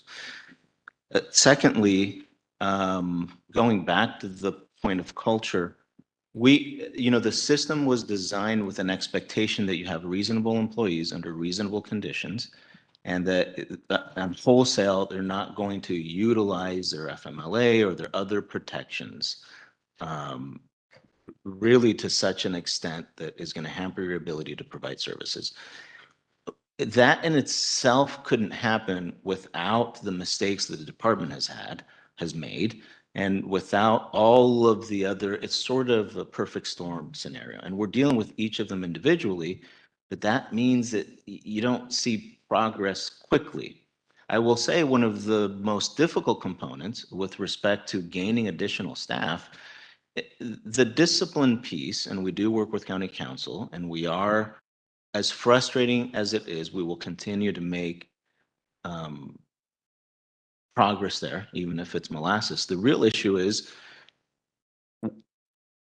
our officers feeling supported and wanting to come to work. We cannot ignore the fact that they do feel unsafe, that the job changed, that they feel like it's more violent, and that they do not have the support of the county, of this commission, of me. This is just how employees feel, that they are essentially on their own in a violent scenario in which no matter what happens, they lose. That is the sentiment. We work hard to show them that that's not the truth. That is the sentiment they have, and it has an impact on their behavior and our ability to recruit. Additionally, and I know I've said this before, and I'm going to continue, if employees believe that this is a department that may not exist tomorrow, if employees believe that they will receive no support from any of the county entities in recognizing that what we're asking them to do should be compensated at a certain level. In other words, if you say you're a probation officer and you believe that you need a raise because what we're asking you to do is more dangerous, who is going to speak up and support that? I mean, typically when I go places, it's perceived as anti-probation officer. And as you know, I'm not an apologist for bad behavior by officers. That's not tolerated. They cannot continue to work. And if it's criminal activity, I think we've made obvious how we will deal with that. But it is also true that officers feel like there is no support from anyone, and we're asking them to do a job, but at every turn, they're going to be opposed as being bad actors. And so there has to be a balance at some point in which the county, the department, all of the support systems say, we're going to invest in you. We understand it's a difficult job. You need a training center. You need longer training. Maybe you need more vacation hours. Maybe there's an incentive. All of those things that we don't want to And understandably so, we don't want to in the midst of bad behavior because you don't want to encourage folks to continue that way until they receive it. At some point, we do have to acknowledge this is probably a tougher job, and we need to take a look at all of the mechanisms that the county has at its disposal to support the officers as well as we're trying to support those we serve. Move on to public comment on item number 3. Winnie, do we have any written or live public comments? No written public comments. If you'd like to give public comment in the room, please approach the podium and use the raise your hand function or dial *3 on your phone if you're on WebEx. If you're on YouTube, there's no way to make public comment. You need to log on to WebEx, which you can do by going to the agenda at our website, poc.lacounty.gov. Click on meetings, click on September 15th, and you'll see the way to log on WebEx. So we will begin and welcome Mr. Pettis. Good morning. At our last meeting, Commissioner Canales requested that probation DPO2 field be returned to their offices, and I just want to upfront say I support that request. The other thing that everything here, listening to the chief, shifted. On one hand, we're talking about 300 people in juvenile as opposed to 17,000 in the field. That's a big difference. We just let the community to be unsafe. John Maxwell says everything rises and falls on leadership. What I'm looking at is that the officers are being blamed for the department. We have no power to change the department. Whatever the department says, that's what we go by. But right now, I'm on that 90-day rotation, meaning I work 90 days, I'm off 90 days. I work 90 days, I'm off 90 days. The same job that I left on August 19th when they sent me home will be the same job that I'll be returning to, and all that work, the department pays overtime for somebody to do that work while I'm out. The work doesn't stop. The field doesn't stop. We got 17,000 people out here who we promised that we provide services to: mental health, domestic violence, substance abuse, someone getting their GED, someone getting their social security card, someone getting their driver's license for the first. A lot of things that we as DPO2s, we handle and we're talking about. But if we're not at that office and we can't build a rapport with the community if we're not there. Someone comes to the office and they give them a sticker that says, "Come back." They come to the office, they give them a sticker, say, "Come back." These people, some people need a lot of the services that probation promised to provide. And they have nowhere else to go. If they go to Caltrans or something like that, they're charging $45 to try to be on a work program or something like that. That's already funded through probation. And what I came, I am so, how do I go home and tell my wife and my family I'm not working? That 90-day rotation on face value is 90 days. It's actually half a year. Thank you. Just to clarify, and since the dashboard is not up and running, the total detained population, including all of the facilities, is about a little over 580 at this point. I think Mr. Pettis is referring to the juvenile hall population. I just want to clarify that for the public. 21,000 in adult. Thank you. Good morning, Helen. Good morning, Helen Eichenberg. Yeah. I've been coming here for a couple of years now, and I know, I'll admit right up front, there's a lot I don't understand all these processes. What's frustrating to hear over and over again, the house is clearly on fire. We have heard you say numerous times that this is going to take time in order to make changes, but we're not seeing any at this point. We begged you in December to go in and reassess all the kids that were LP, and to the ones that didn't need to be there, to let them go. And all we hit was resistance. I'm hearing now with the IDC reports, which seem like one of the pivotal moments for the youth. There was supposed to be reform in 2021, and it's 2025, and the reform is maybe now just starting 4 months into 2025.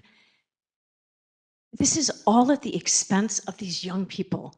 And it blows my mind to hear 200 people didn't show up for work. Makes me want to cry.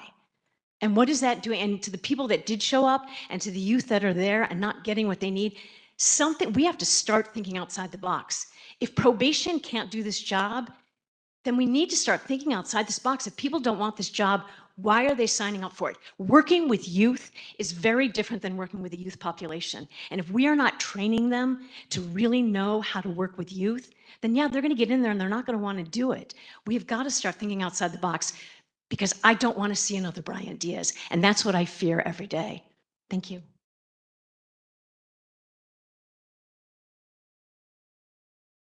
Hello.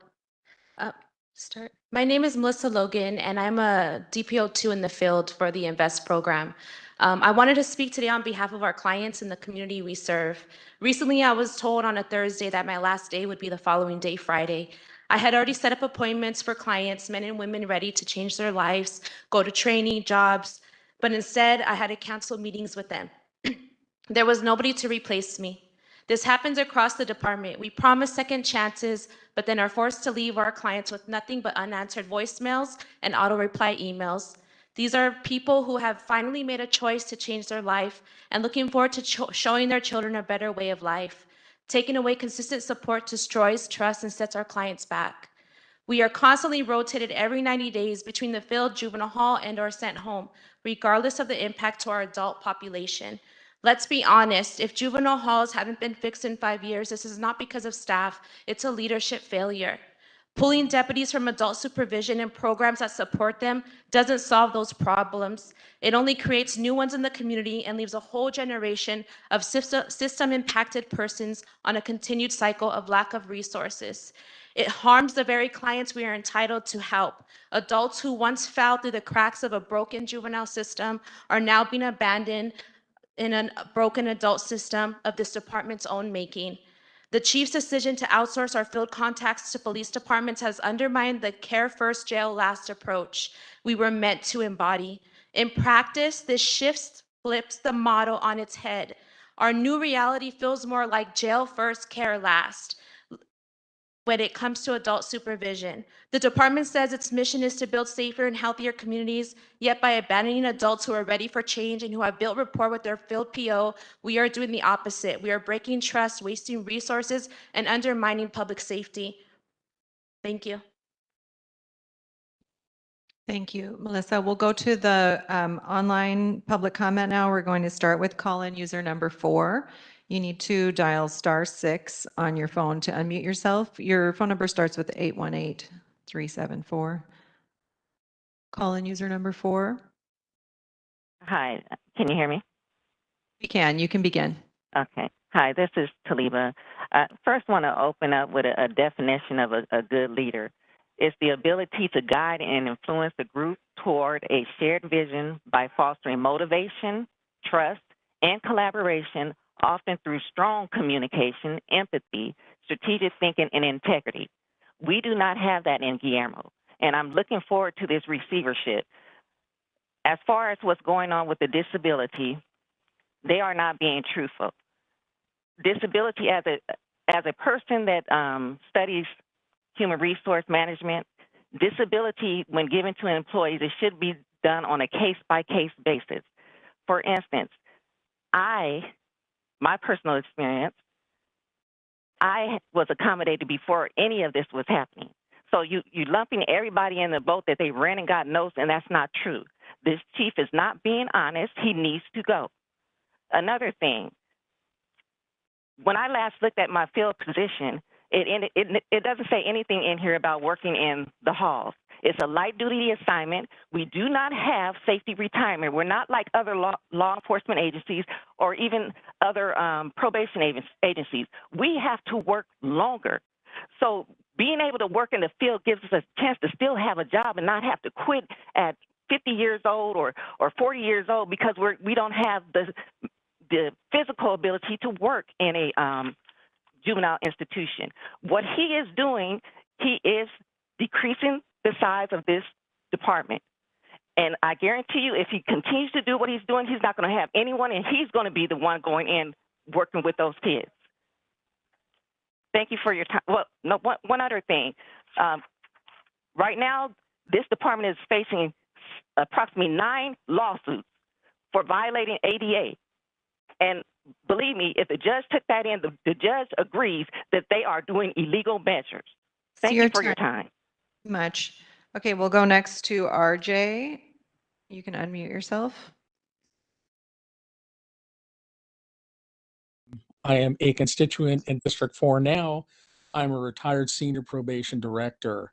I spent the last 27 years of my life working in adult supervision as a line staff, a supervisor, a consultant, the adult consultant to field services, the adult consultant to AB 109 when we built that program, and then later on to our collaboration with ODR,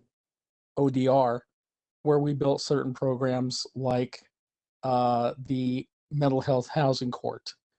And I have a couple of questions, one of them being, how does this change in the focus in adult field affect our SB 678 funding? That funding is reliant on the fact that the probation department exercises and practices certain evidence-based principles in the supervision of our population in order to reduce recidivism. We were on the cusp of realizing our core supervision model in 2024 when this 60-day rotation and 90-day rotation off of work for employees who are on work hardening or some kind of restriction totally decimated our ability to do that.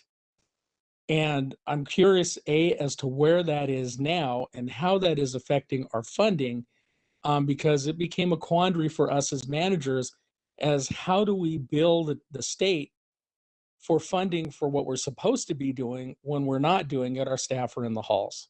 So that's one question. That's kind of to the chief and everybody in general.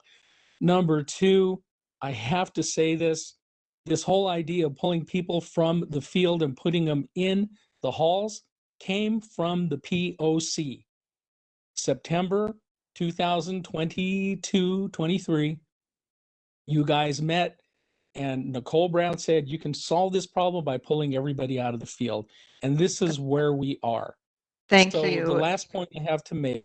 That's your time. Thank you very much. Our next caller is Eva.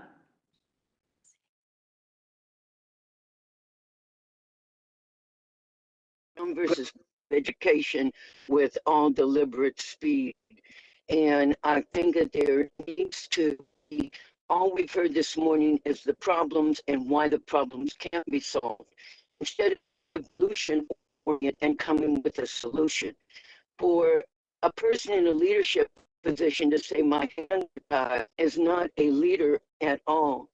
And we could do out of the box thinking, like maybe ask the probation officers what their solution is, because somebody needs to have a solution, not just come back and say there's a problem without a solution. The other thing is to say that 200 officers are out on a weekend isn't to say 200 are out in the juvenile division. So in the juvenile division, we need to have statistics that relate to the problem and not statistics that just point out why the chief's hands are tied. The other thing is to have these constant rotation means the constant abandonment of the youth. And it's very traumatic for them because what should be happening in the halls and the camps is relationship. If somebody is not there, you can't have relationship. And you don't know how much that is the cause of fights and violence in the halls when there is no relationship. Also, I want to second the idea that the abandonment of the core model really sets everything back in terms of was being very progressive in the adult division. And as was said, it leaves the adults without any support and without any relationship either. This lack of relationship makes the complete breakdown of the department, and that's leadership's problem. Thank you. We'll go to our final speaker, which is Lupe Ross. Lupe, can you unmute yourself, please?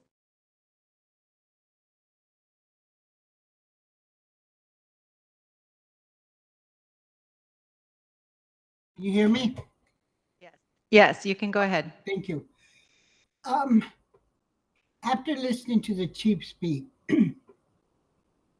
I have not changed my mind about anything improving, period. I don't think he has the capability of doing that. What upsets me the most is I know that there's laws that prohibit a lot of things that the Board of Supervisors can do and the Commission can do also. But we already saw the disaster that's going on when he took the probation officers that we had in the community for our families to reach out to. And he put them at juvenile hall. Now he's taking asking for the sheriffs to do the same thing. He doesn't know what he's doing now. He's really attacking the community because what about the single mother who's being abused by her baby daddies, and it's a what do they call it, domestic violence case, and she calls 911 and there's no sheriff because the sheriff is doing a home visit for a probation kid. I hope you understand what I'm trying to say. He needs to go. The receivership needs to come in. We need a new path, new leaders. That's all I have to say. Thank you. Okay, we're going to take one more public comment, which is Dolores Canales. Dolores, if you can unmute yourself. Thank you so much for the presentation. My name is Dolores Canales. I am calling in as a community member today. I've been listening in, and some of the comments that I find disturbing. I was listening to the chief, and I was sold. I was like, this is great. If he would have just explained it like this from the beginning, I would have understood. But I do have to say, what is not making sense to me is how is somebody able to be employed 90 days, and then 90 days, all of a sudden, oh, we have to acknowledge these chronos or whatever it is they have, and so then now we're going to pay somebody overtime to do the same work that they could have been doing. That's not making sense to me. Another thing that was mentioned was staff wellness is supposed to be important in this.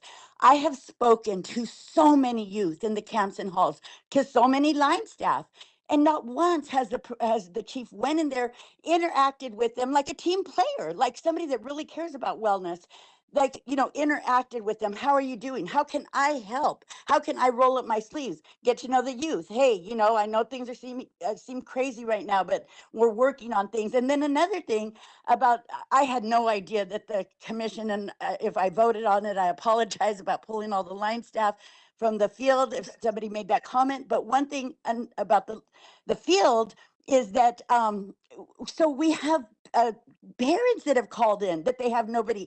We have youth that have overdosed out on the street that were on probation but had nobody to report to. We've had a lot of different things and nobody to report to because there's no field staff. I'm sorry, I'm trying to talk fast because I know I'm on that time constraint thing.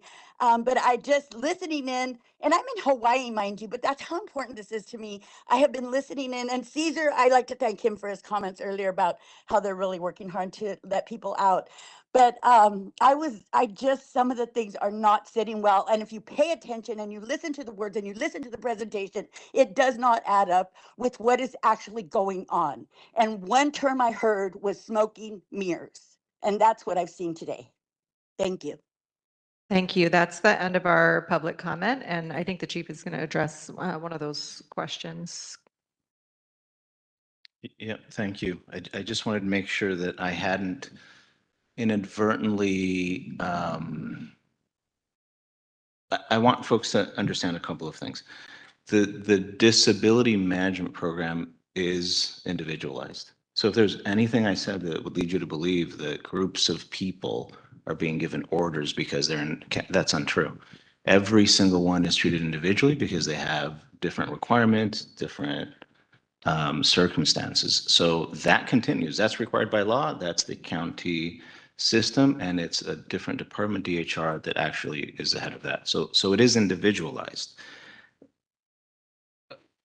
We'll talk about groups because that just makes it easier for us to understand that there are groups of people that are off work. The 90 days off work, to be clear, that is an actual attempt to accommodate, because we respect that the law has this great weight on accommodating employees. We have more employees than accommodations that are possible. This was an attempt to rotate so that what we could have had is a situation in which the first 500 employees received an accommodation, and they were accommodated through the entire 1 year, 1.5 year system. And then every subsequent employee that turned in a note would not have a place that they could go, and they would have to go burn their own time and essentially have no pay. So it's an actual attempt to be more fair and say everybody will get a piece of it while we have this excess. This is all temporary. This isn't a permanent situation. This is all temporary while case by case, we're able to go through and see if it's temporary or not. Again, I want to be clear. These are supposed to be temporary accommodations, so that should not be this rotation for the next 1.5 and 2 years. If there's a flaw here, it's in how long it takes and the fact that people go through 1 or 2 cycles, when in reality, I would love for it to be resolved within the first 90 days, and then we wouldn't have to do this. And so it's not that we're paying folks to be off work. Folks are using their leave during that period. To be clear about that. And with respect to the comment on safety, yeah, perhaps that's that issue here, that in fact, that is something different with this department, that they don't have safety retirement, and it puts the employees in a different predicament on when they're able to separate. And then lastly, I just have to say this because I think I'm just as frustrated as my staff is with me, because I don't believe I've ever said that I don't believe in field supervision, or that I don't understand deeply where I've spent most of my career, which is actually having an impact on folks' lives in the field and in their homes and with their employers. At no point have I said or made a judgment that that is not where the bulk of probation should be, because it has an impact on recidivism. What I've tried to explain is that when there is a minor that is in custody, there is no greater responsibility. They're a ward that is handed over to us, and that it is not a vote on that that's not important work. It's that I'm telling you, and and at some point, I hope employees understand, what decision would you make? And simply coming back and saying, close juvenile hall so that I can continue my work in the field is unreasonable, and it's not going to happen. This is the largest county. It's a good portion of the state. The courts demand that there is a juvenile hall. We can talk about how long kids are there and make sure that we have resources to get out, and all of that is fair game. But to simply say, because field work is so important, that we're going to close a juvenile hall, so that's just unreasonable. And I would invite folks to start giving suggestions that are something different than that. I would love to hear other ways in which we would continue performing more field work. And then lastly, let's not lie to each other. I'm unclear where folks jump to the conclusion that what we have done here has increased recidivism. And simply giving me a personal story on what you believe has happened on your caseload, or something you read in the news, we're professionals here. I'm unclear what your source document or what you're referring to that says that what has occurred here and the redirection of staff has increased recidivism. And I put the challenge out there because when this is said and done, we have to do better on field supervision. There's an overestimation on the impact that we have on the 20-some odd thousand folks with the current processes that we have. So that in reality, I want to double down on what we do in the field so that we're actually measuring that what we're intending, the outcome that we're intending is actually what's happening. Because what I know from being in field supervision is that when you increase supervision, you increase recidivism. You increase people who are arrested. And so that's contrary to what I keep hearing here that's occurring. The wonderful example by the person on the phone, which is domestic violence. When you have more supervision on domestic violence, you have an initial spike in the number of arrests. And so while it may be useful to reduce re-victimization, we shouldn't talk past each other as if what happens with more supervision, unless you're very careful to make sure that there are wraparound services and what the interventions are. It doesn't simply create more impact to the jail and not what you intend on happening. So when we're in a position to re-tackle field supervision, that's where I want to be. That's going to be important. But again, I'll say it, you have minors that we essentially become their parents when they're in our custody. That is not a vote against the importance of field supervision. It's that with limited resources, that must be done.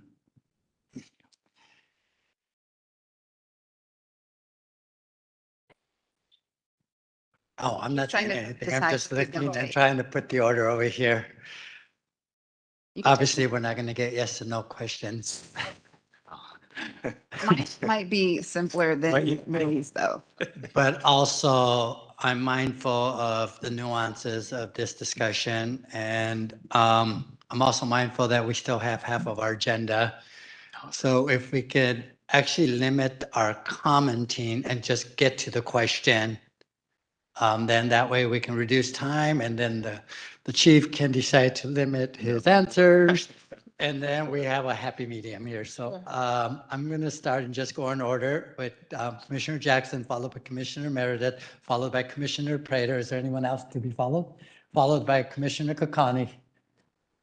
That's the order. Thank you so much. Chief, if I may have your attention and dare to ask a question. I'd like to know why in December of 2024 you decided to resign. I'll say more about why I'm asking that, but I'd like to know what sort of led to that decision at the time. That feels like such a personal question, but then I'm reminded that I'm a public officer. And in short, I will only remain in the position while I feel I have the ability to even have a chance to make a difference. And if you look to what happened in the months subsequent, there was a change in the coordination of the county resources toward probation. So just to backtrack, at that moment, I'm of retirement age, and to make a decision to continue, if I felt I couldn't make a difference, I didn't think was fair to anyone. There were some changes made after that in the consolidation of county resources that I think put us back with a possibility to make change. Okay. I ask that because there's a lot of sharp criticism around your ability to effectively lead this department. And I think that without having any insight into what led to that decision, it felt like it was some evaluation of self-evaluation of your ability to do your job. That's an assumption that I made, and I might have even said it a couple of times in meetings. I'm trying to understand how your self-evaluation of your ability to lead this department sort of aligns with or is not aligned with a lot of the comments that we're getting about your fitness to lead the organization. It's not an attack, but it's an attempt to really understand like how you feel about your ability to show up and do a job with so many impossibilities, it seems. Yeah, so I take public comment, the union's comment and the employee comments very seriously. But I've been doing this a bit, and there's a difference between emotion because of one's circumstances. And to be quite honest, I simply empathize with folks' positions and where they're coming from and what they see and what affects them versus criticisms that are actually on point on things that can be done or should be done or where I've missed the mark. And so I don't really care today to list areas where I've missed the mark and had to make adjustments. I do those. I have no problem changing direction if what I thought would have an outcome was wrong. But what I'll ask folks is, I think much of what you'll hear is a conclusion and then nothing to support it. And really what you're hearing is an emotion. And so, I want to hear, should have done this instead, should have considered this, didn't take this into consideration or this recommendation, that's very different. That's actionable versus simply, I hate where we are, so somebody else should give a shot. That, that holds less weight. Thank you so much for answering. Well, I'll just start off a follow-up to that, Chief, is that I've been through 10 chiefs. Oh, I'll start up with a follow-up. I've been through 10 chiefs in 23 years, and I hear the same rhetoric from everybody all the time. So, you're a better man than I am to sit there and take it. But more importantly, what I want to address is the fact that we do have two sides to probation, adult and juvenile. And I understand closing the field offices or minimizing staffing is a critical concern. One of the things, and I think you're trying to address this, is that I've come to the world of being a peace officer. So I know if I'm working homicide today, but essential service patrol needs to be staffed, that's where I am tomorrow. I don't think this department has had a culture of understanding that I'm a probation officer. I can be assigned anywhere at any time to make those critical needs. The camps are running pretty well. We don't seem to have a problem there. When we talk about juvenile halls, I've got to point out I was at Los Padrinos and I was sitting with 5 young men. They were 18 to 20 years old, all in there for murder. So they really weren't juveniles. And they had some good insight. And there was a probation officer in the area named MAI, who they all respected. And I got to tell you, he was doing a tremendous thing. So I look at that leadership that we have there. I just want to point out that I think it's great that you work with the unions to maybe look at some scheduling issues that might help. But on the safety retirement, that's a union issue that they need to bring to the table.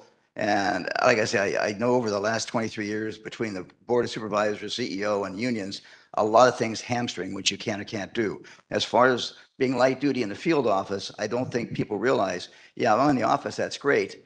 But if I go in the field, I could get into an altercation with somebody that would go against the restrictions I have. I point that out that up in Northern California, I think it was maybe Oakland or San Francisco, a state parole agent was killed in his office in the last few months. And in Stanislaus County, a probation officer was set on fire outside of their office. So it's not like there's not potential to danger to somebody who's light duty. thank you for that. And the Oakland parole office and the agent that's an office that I worked years ago, that was in the office. And so folks, they think that simply because they're at a desk, that no danger can come to them. That just isn't the case. We're dealing with folks that are in many circumstances in a bad place in their life, and it comes to the office. But when at some point this county gets healthy again and we revisit field services, I'm throwing out a challenge out there that if you're a peace officer and you're doing case management, unless you have visited with your client in their home, at their employment, with their children, you don't have much to add. And to simply think that you know someone because they've come into the office, let's stick to the domestic violence case. How do you determine whether somebody is complying with the conditions of no contact or going to their, if you simply see them in the office? They are simply representing their best sort of face to you. And from someone who's been in the field, if you even take the simple act of going into the parking lot, you may find that who drove them was the person that they had no contact with. And so when we talk about field services again, I hope that we're not talking about officers that think that from their desk, they're going to have a profound effect on people's lives. That just isn't the case. When someone comes to you and they're having difficulty gaining employment, the expectation should be that, at some point they get in your car, you take them to DMV, that you are actually a part of the solution.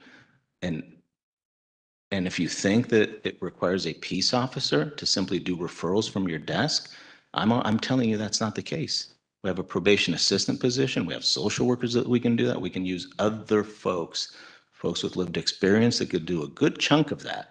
So if you're shying away from the peace officer side, you're really doing a disservice to this department. And that's something that we continue to come back to. I forgot the order. Is it my turn? It's on you. That's on me. All right, cool. Just had one quick curiosity about the data you mentioned about when there are more field officers. Maybe I heard this wrong. When there are more field officers in the field, there's a spike in the number of you fill in the blank. And I wanted to understand better, like, is the, like, my knee-jerk reaction to hearing you say that was, is it because if there are fewer, that means there's less contact with folks that are under supervision, which means that when there are more, that means there's more contact, that means there's more, likely for incidents to come up or for things to happen. Can you help me understand the relationship between how you're making meaning of the fact that if there are more field officers, there's a spike? Yeah, and I didn't mean to have us go down a rabbit hole. I know it wasn't part of the agenda, but I think that folks that aren't sort of in this business sometimes tend to believe that more supervision means that the more compliance. But typically what ends up happening is that there are more opportunities to find a violation of conditions. And so that, especially initially, if you're supervised more, you're going to go back into the system more frequently, or at least a good chunk of the folks for violations. In other words, if I only see you in the office once every 3 months, the chances of me finding a violation that is short of a new arrest is almost zero. If I have more interactions, the likelihood of finding a violation goes up. So it's counter to what folks think, more supervision, more compliance. Well, compliance in the sense that you find more violations, because there's, Commissioner Prater, and it's not a monolith. It's not just everybody. if I could offer, Donisha and I, after this meeting, will pull up some articles for you. There's quite a bit of academic research on this that comes not even from the law enforcement standpoint, but from the disparate impact around over-policing. It's more focused on law enforcement agencies than probation in terms of like the body of academic research. But I think it's something that might be helpful to the commissioners and the public to share about that. So Donisha and I will work on just compiling a little list of some of that research to share with you all. That was a great question. Can I ask a follow-up question to it? Well, Commissioner Kakani's been waiting patiently. She's got her 1 or 2 questions. So sorry, I feel like I've asked you to explain this to me 3 times, but just one more time so I fully understand, right? This is like real life scenario. So I'm in my mid 40s, multitasking is now dangerous, on my phone, slip, hurt my ankle. Okay. So I can still maybe show up to my field position, right? But then I'm deployed. And is that then, so then I submit something requesting light accommodation because like, listen, my ankle's messed up, I can't run, or whatever it is that's, maybe prohibiting me from doing something that a juvenile hall position might require. At that point, is it HR or whoever who's like, is there a light duty position available in the hall for them for the next 90 days or for me? And if not, you're going to have to use your own time. Is that kind of how? And then after that 90 days, I can go back to my field position. Is that how it's working? I feel like this is going to be the 3rd time you asked this. Sorry, am I just? No, we found a yes or no question. No. Yeah. No, that's not how it works. Okay. Thank you. Oh, but we have. But Oh, I can feel that. So any employee who comes in injured, we have to address that immediately. We don't wait until they're deployed. They're injured in that moment. We have to assess their classification and the big picture of what that requires. So we might be able to accommodate depending on the position, the person, and the injury immediately. But if we're looking at a sworn staff, then that starts us looking at, as the chief said earlier, all of the post requirements. So having a restriction of must use crutches for 45 days, whatever it is, that's going to impact their ability to do some of those post requirements. We're going to do that out the gate, whether they're field, whether they're juvenile. but then I don't understand then why Mr. Pettis says that he can do one thing for 90 days, but can't do. So I don't know if the chief wants to field that. So it's the we can't address. I know you this. can address, but just generally But speaking. during the discussion, he said, if you have 500 positions that can be accommodated, Right. and the first 500 people are accommodated, then no one else could be. So the rotation, if I get this correctly, is saying, well, So There's- everybody can be accommodated. Let's allow people to work 90 days in these 500 positions. Then let somebody else take a shot so they're not completely out of the Burning down. loop. Right. It's And, just- and I do want to take the opportunity to correct, because I have mentioned this several times, but I get it. There's a lot of numbers and things. And when I come, I'm talking about 80 different things. But the 90-day rotation with that, the accommodation is that we will provide a 90-day assignment. That doesn't mean that in 90 days you come back. It means if is no one else waiting for an assignment, you might just continue. I get If it now. there are 5 people It's- waiting for assignment, maybe it's a month. If there's 175 waiting for 140 positions, then Right. you're looking at 6 months. Okay. So it's the 90-day accommodation that we're currently, our process, not a policy. Our process is to be fair, exactly as was outlined, so that everybody has an opportunity to have one of those 90-day assignments. And it's The almost like time the in field position is the Yeah. accommodation. No, the accommodation is that we modify so that they're not expected to do home visits, that they're not expected see. to do deployment, so that they're not expected to do something that might put them in harm's way. So it is a modification to their peace officer. It may feel like day-to-day phone calls and case management, but it's missing that essential part. That's not what's killing us, though. And this is an incredibly important point. That's not what's killing us. What's killing us is the high number of folks that we have with permanent accommodations and their belief that there's any peace officer position that they can do. It's this misunderstanding between the department and them that there is no peace officer position that can accommodate that permanent civility. Okay. And then my second question was related to the probation assistant items, and there just being resistance. Is the resistance because the pay is less? Is the resistance because, yeah, I think so. I Okay. think it's because, I don't think it's the only thing. okay, The pay is less, and it may be, it's a step down. it may not be your exact assignment. I see. It's not like you stay exactly where you are and take the position. It may be in a different field unit. Okay, sorry. And then one last question related to law enforcement.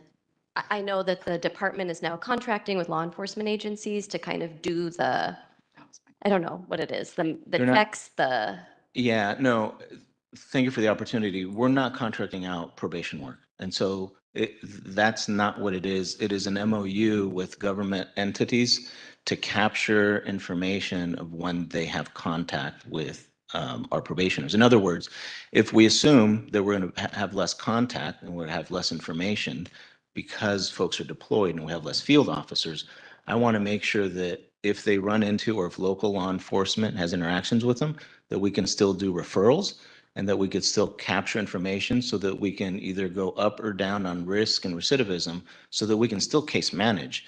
So we're not asking them to do probation work. There's a whole host of overlap that's already allowed that they can do without our permission.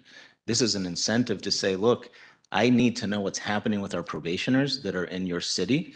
Okay. And so I need that information, and in exchange for the amount of hours and time that you're utilizing, we'll via MOU pay for that.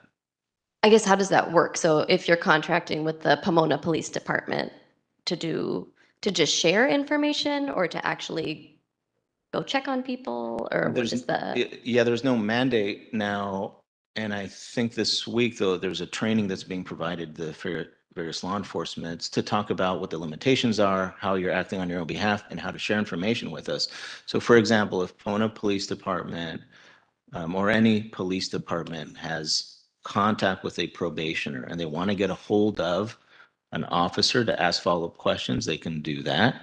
They can also on their own, by the way, just because a person is on probation, let's say have these search terms, if they choose to do that, we want the information so that we can determine whether there's a violation, whether there's a referral for services that's needed, things that we otherwise wouldn't know, we're now able to utilize during this period. They're going to be able to submit for hours utilized. Now, this may look very different from jurisdiction to jurisdiction. There may be a city that says, we're going to dedicate some officers to work with probation or probation services during this period where there may be a lag. Where another city will say, no, we're short-staffed ourselves, but this is going to incentivize doing something more than simply putting it in the supervised release file, that we're actually going to tell probation, hey, 2 a.m., stopped him, there was nothing there, just wanted to let you know. And we put that information, we put it in field notes, and it may mean nothing in that moment, but there may be a pattern, and then an officer, probation officer is assigned to say, take a look, something's going on here, and follow up. So Commissioner Terry and then Commissioner Jackson, and then we're actually going to have to go on Actually, with this. my question was answered. I was concerned about co-supervision, kind of like increasing the risk for violations, incarceration. So I'm good. So Commissioner Terry, Well, can I take her place since she's not going to ask for a question? Thank you. if Please. you take my place. Just a quick clarifying question. Can MOUs be developed with CBOs who can then report positive things that are happening? So for example, this person got a job. I know you all maybe haven't gotten in contact with them, things that could actually maybe, be positively reported about those individuals? Yeah, so it's an interest, I like how you did that. But the reports to us don't have to be negative. It could be, hey, I ran into so-and-so, he really needs a job referral, or he needs to get into this, and then we can follow up. Two, we're not closed to probationers or their families contacting us and giving us updates. That's not done. That will continue. I'm intrigued by your suggestion. Just want to know, but I think that we may have an opportunity to develop non-sworn resources and referrals and services. I think there's room for that now. This is one of the areas where it may not need to be a peace officer, right? I just want to just, as a rejoinder to that, say that a lot of the CBOs that are working in the SYTF step down space report monthly to the courts and to probation. Yeah. All information, positive and not so positive. So all that kind of gets reported. But my question was just about, I want to make sure I understand the MOU sort of situation with the different police departments. And so if perhaps let's just say a youth who's in the care of a CBO in community, right, serving the time in community, they're out, they get picked up by a police department.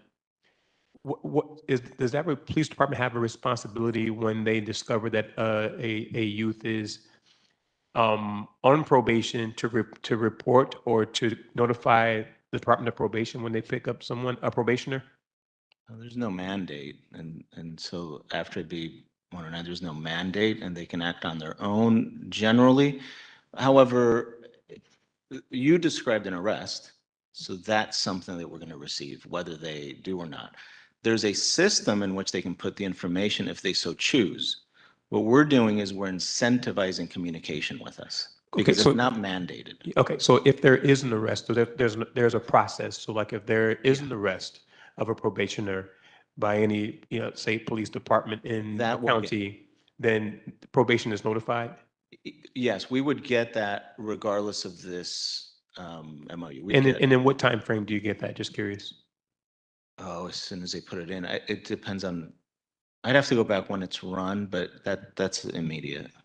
Yeah. Probably as soon as they book, because it's all being uploaded into the same system that we all take. Yeah. Okay. Chief, can we take a 10-minute break? Do Please. you have time? Yeah, I do. I'll stay.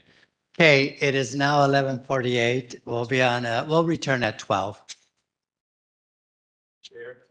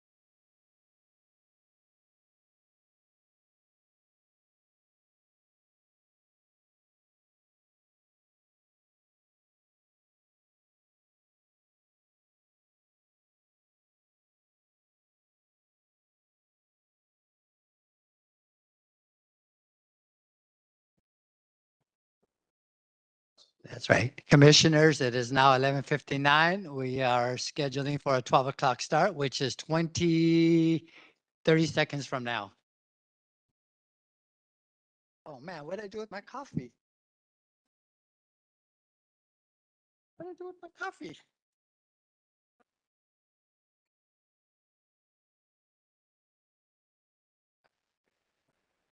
Where's my coffee?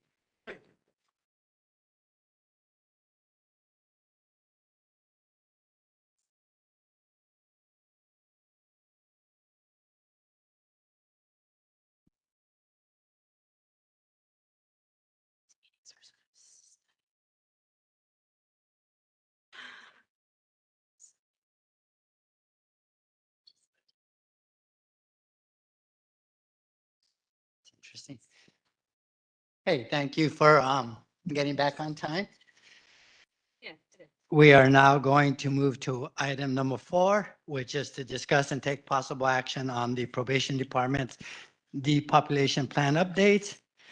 This update will include progress on the movement of youth to Camp S. Kilpatrick, Barry J. Nardoff, Camp Joseph Page, as well as changes in programming at those 3 facilities, updates on communication with partner agencies and community-based organizations around the implementation of programs and services, and BSCC compliance updates on the suitability of Barry J. Nardoff, SYTF, and LP juvenile halls.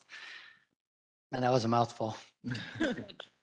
Okay, Chief, and you're on. I hope you don't mind if I keep my comments brief in light of the fact that there's a presentation before the board tomorrow that's more complete and to allow for public comment there.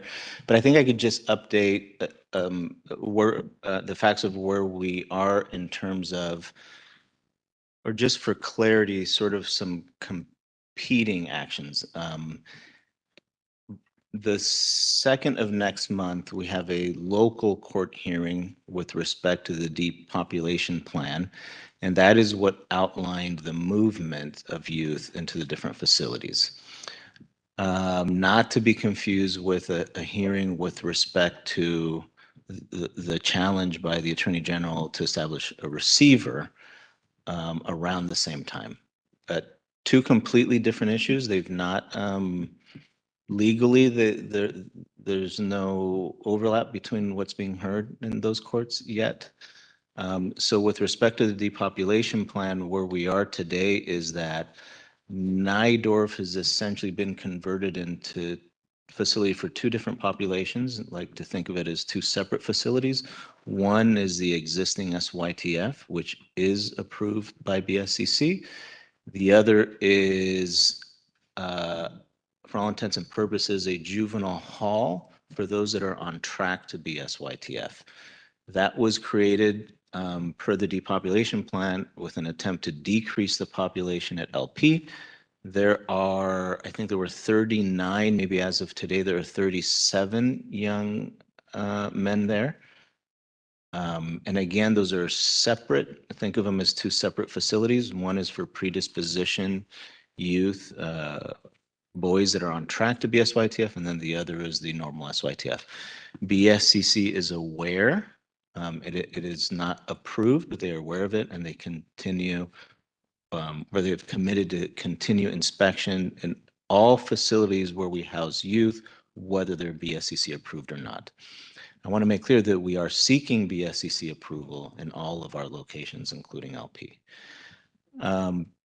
Camp Page had been emptied for some modifications. Those modifications have been completed. No youth have been moved in there yet. And then the girls' campus at Kilpatrick has undergone some renovations to make it more appropriate for that population. And we've coordinated with BSCC for inspections. I believe they'll be there at least for a partial or pre-inspection this week. And so no one's been moved in there, and we're waiting for sort of the outcome of their inspection.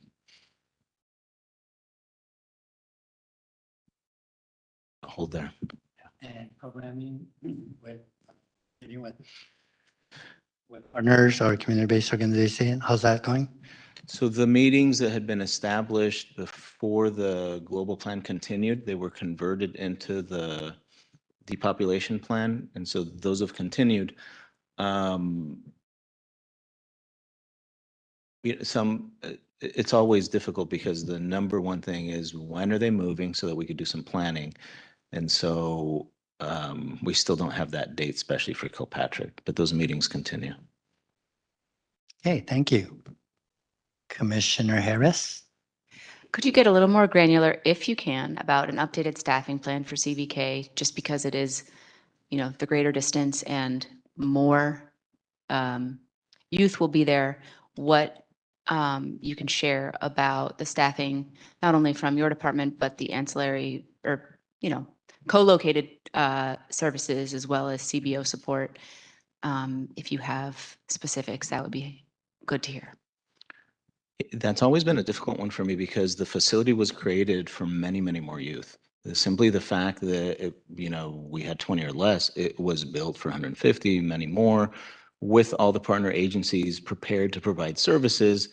Somehow, because we artificially kept it low, now it seems like an incredible challenge to be able to provide any of those. It's also slightly confusing to me because this county has had many camps further away where they've had larger populations and we've been able to provide services. What I can tell you is that this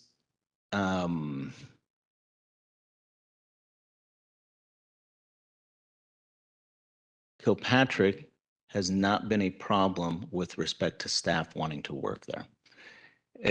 And the canvassing of who is interested on working there, I'm talking about the probation staff, has already occurred. And there are more volunteers that want to work there than we will need. So it does not appear that that's going to be one of our difficult places to staff. I really can't speak on behalf of partners with respect to that. They're aware of the population. They've all been on site in terms of where they need space. They may still report some challenges in them getting staff to work there, and maybe amount of staff. But in terms of being part of the work groups and going physically to the location and being given the space that's taking place, with respect to them being able to get the staff, I really don't want to speak on their behalf. Commissioner Kokani? I believe you stated that you're still seeking BSCC approval for the pre-dispo part of Barry J. Has the BSCC returned, or is there a timeline for when they will be returning to conduct that reinspection? Yeah, I don't have a timeline. I think what they've indicated is they're going to do an overall inspection of the. I think they've indicated it's not going to be targeted. It'll be a larger inspection. Okay. I don't recall if they told us when. Okay. And then I could be wrong, but I believe I had heard that staff didn't necessarily accompany. So, 37 young people from LP had moved to Barry J, and that there wasn't staff from LP that accompanied those young people. Is that correct? Is there sufficient staffing at Barry J, or what is the status of that? Yeah, it's like one of those incomplete information scenarios. We have to go back to all of the staff, nearly all of the staff from Kilpatrick went to Nydorf. Okay. So 60 some odd staff. So that when we added the youth from LP, they already had more staff that had been sent there than would be needed. Got it. Now that doesn't, I don't want to discount. Folks at both Nydorf and LP feel like they're short staffed. So it doesn't discount that on any given day, they feel like there isn't enough staff. But when I look at the roster of where we've dedicated staff, we dedicated more staff than the number of youth that was moved. Will those youth will those staff who are currently at Barry J return to Kilpatrick when it's staffed up, or are you recruiting like a separate group of folks? It'll be a combination. It'll be some of those folks and some other. We're trying to be very careful to have the appropriate sort of gender designation from staff, and so that's why it'll be a bit different. It won't be all of the staff going back. And then you shared that camp page modifications are done. And if I recall correctly, camp page was going to be used as part of your plan for young folks who were post-dispo, but maybe awaiting placement or That was the- transfer. Right. Instead of doing all the assessments while they were still at the juvenile hall, move them immediately, do that initial assessment for them there.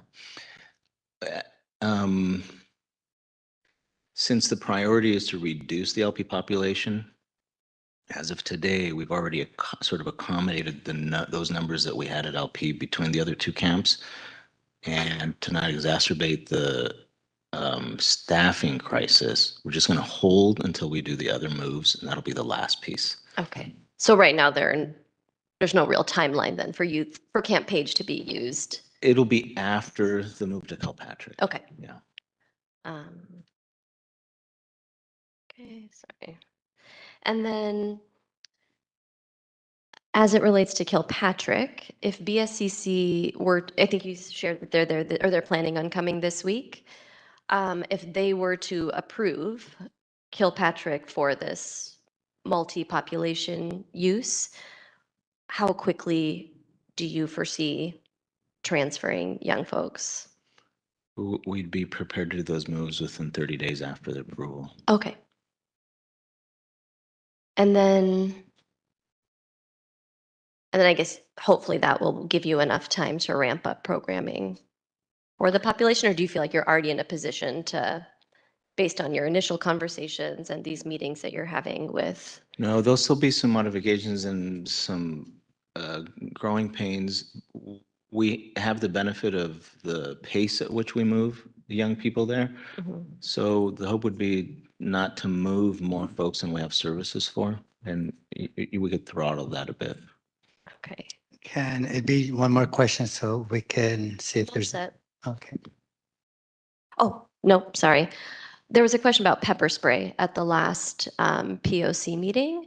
And if there was an intention to use pepper spray or OC spray at Kilpatrick. And I think Ms. Roman had said that we needed to ask you. So now that you're here, would love to ask you what your intention is with OC spray at Kilpatrick. I would love to have the ability to tell you who you should ask, but that this is extraordinarily difficult for our staff. I want to be sensitive with respect to this because the safety of the youth and staff is important. And I think I've made independent, clear decisions in the past that run counter to pressures from the county. But I want folks to understand the logic here. I only authorized OC because of an active emergency and situation in which there was no other alternative. At LP, you're saying, or authorizing it generally? At LP. At LP, right. Campus Kilpatrick will be a new facility for the purposes of the youth that are going there. And it would be a mistake to authorize OC within those units. It would be counter to the environment we're trying to create, counter to motions from the Board of Supervisor. But I'm also mindful of the fact that fights do occur, and depending on the number of staff that we have there, that we need to make sure it's safe and it's safe for that community. But so I know I've been going a little long today.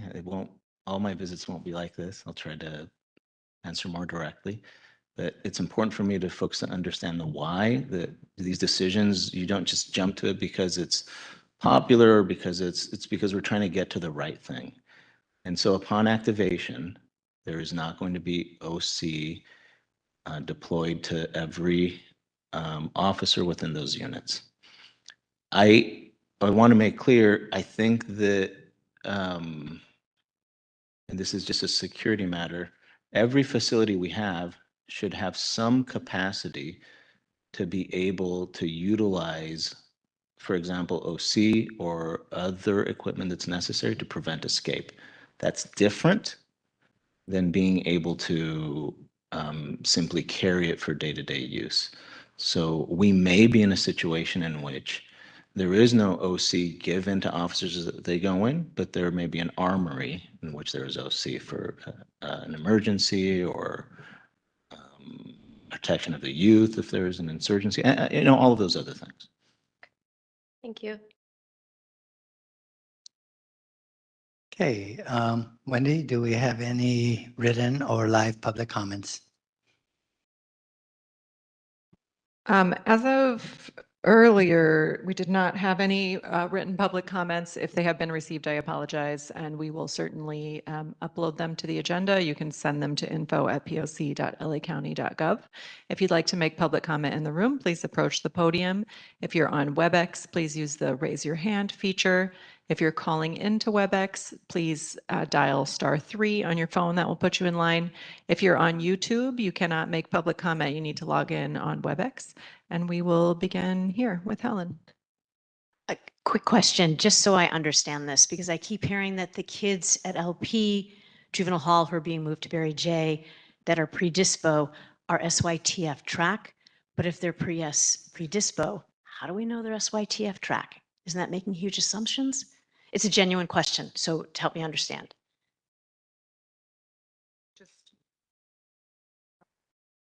I'm pressing pause on your time. Since this is a public meeting, you have 2 minutes. So if you want to use your 2 minutes, you can use your 2 minutes. Okay. And then the panelists have the option about whether to respond or not. Okay, so I'll just leave it at that then. Okay, Cool. thank you. Thank you.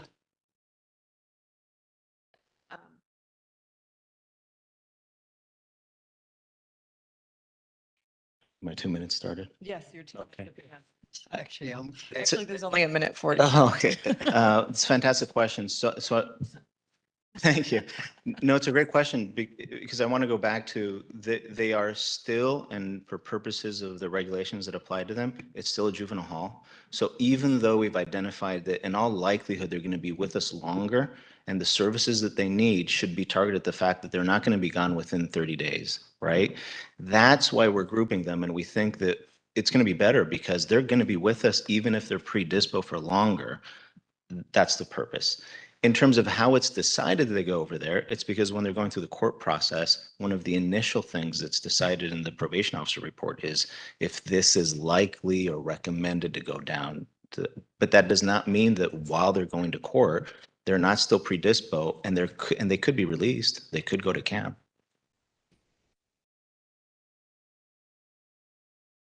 Okay, we don't have any hands raised online, so we can go back to you. Perfect. We'll tie it up with some follow-up questions. Commissioner Terry?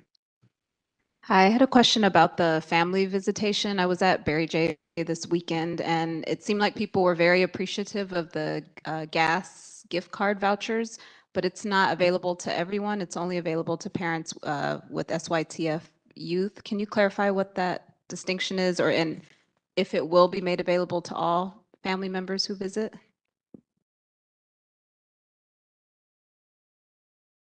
No, I'll have to get back to you on where the funding and the why. I'm not sure. Okay. And then for programming, 2 questions. Has everyone who wanted to come over from Kilpatrick, who wanted to go to Barry J, has all the providers been able to come over? Have there been any challenges with getting those services in place at Barry J? I don't think so. I mean, I'm just thinking back on, I've signed a number of contract amendments to be able to get them there, but I just feel anytime I say that, you'll have an example of a difficult case. Not that I'm aware of. If there has been, feel free to send it directly to me so I can intervene. Okay. And then last question with programming, are there any differences in how programming is being approached at Barry J now, given the distinction with the 2 kind of tracks of young people who are there? That's the plan. That's the idea, to have a different director and to have the idea for all of these communities. It's more specific to their needs. How developed it is at this point, I don't want to over promise on where we are with it. But that's the idea, and that's sort of what folks have been tasked with. We'd have to come back to give you specifics on how they differ and what the services are. Okay, seeing no other hands up.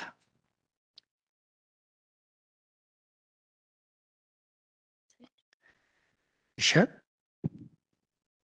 Okay, Chief, thank you. Ms. Carly, thank you.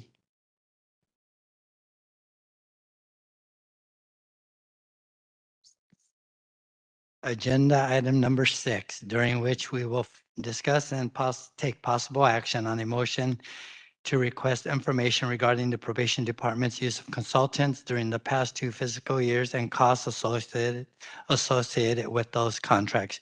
To begin, Commissioner Harris will share some background, the PLC's interest in this issue, and present a motion that is attached to the agenda. Commissioner Harris? Thank you. So during POC meetings, probation leadership staff frequently refer to projects and works being led or implemented by consultants, consulting organizations, or outside legal representation. This motion would help us better understand the degree to which the probation department receives external support from hired organizations and consultants. There is a motion before you, which lays this out very clearly. There is an updated motion that I believe was uploaded today that has some red text in addition to the motion which you all reviewed before today's meeting. This also would just say, ask the department to indicate if the vendor is a for-profit organization or a nonprofit 501c3 public entity. It would also ask for has some clarifying information about whether or not these are open competitive bid processes for proposals, and then ask for master agreement, purchase work orders, or sole source contracts. And then finally, it asks for some clarification about sole source contracts. So it really seeks to have the department provide via Excel spreadsheet information about consultants, consulting organizations, or law firms from July 1st, 2023 to August 31st, 2025. Very easily organized name of the entity, name of the contract, primary point, brief purpose of the contract, description of the purpose, name of probation division that manages it, methods used to procure the contract, start date, end dates, dollar amounts, or hourly rate of services billed, source of revenue that probation is using to pay for the contracted work, and the amount that probation has paid the person or legal representative or organization to date, as well as the scope of works that are agreed upon by the department and the consulting firm. Commissioner Harris, commissioners, questions, concerns, comments? Oh, I guess we got to get a second first. I'll second it. Thank you, Commissioner Kakani. Commissioner Meredith? We have something in there for performance reviews. To see if the contract hits the mark? Yes. Great idea.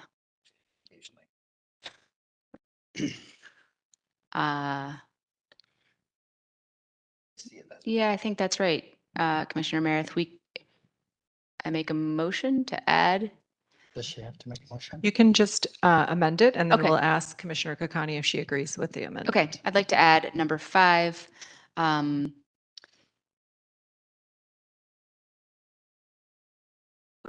We would be asking the department to evaluate whether or not the probation to provide any performance reviews or, a status on the fulfillment of the services provided as outlined in the scope of work. So this is pretty extensive. Is there a timeline that you would like this return? Did I miss that? It is extensive. I don't have a brilliant idea on that. I don't know. I was actually looking to Commissioner Kakani to make sure that that change is acceptable to you as the seconder. That change is acceptable.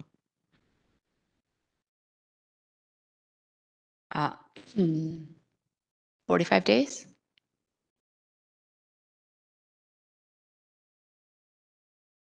So not by our next meeting, which frankly I will not be at, but by the following.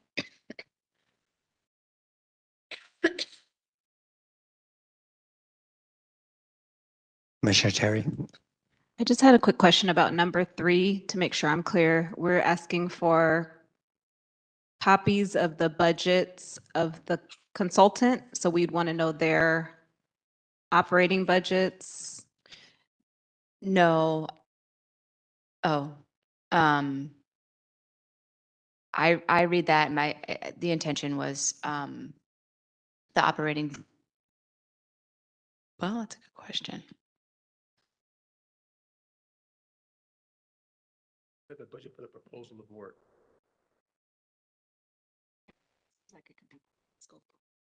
Yeah. That's it. I read Yeah. it to mean like, oh, if my company was a contractor, you'd need to want a copy of my organization's operating budget. Right. Just for this work. Okay. Should there be another amendment to clarify? An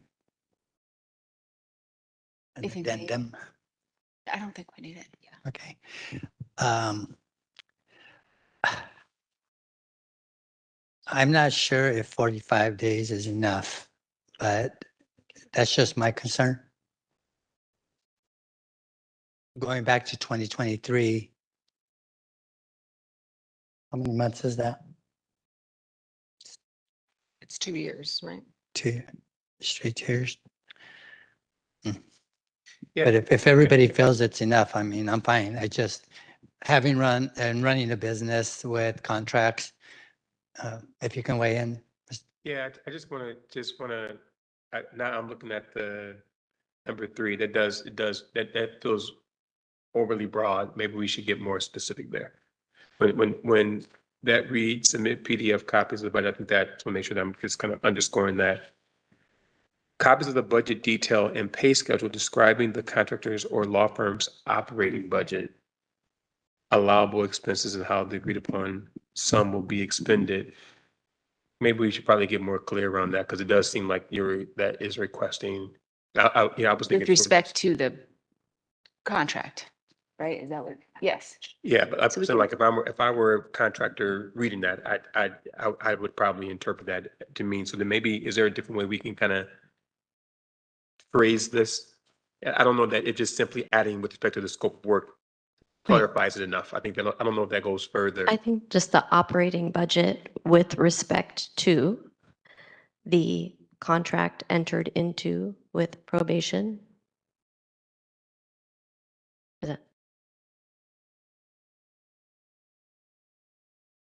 Or I guess it sounds to me sort of like, I wonder, because we're asking in section 1 for the dollar amount of contract, hourly rate or services billed.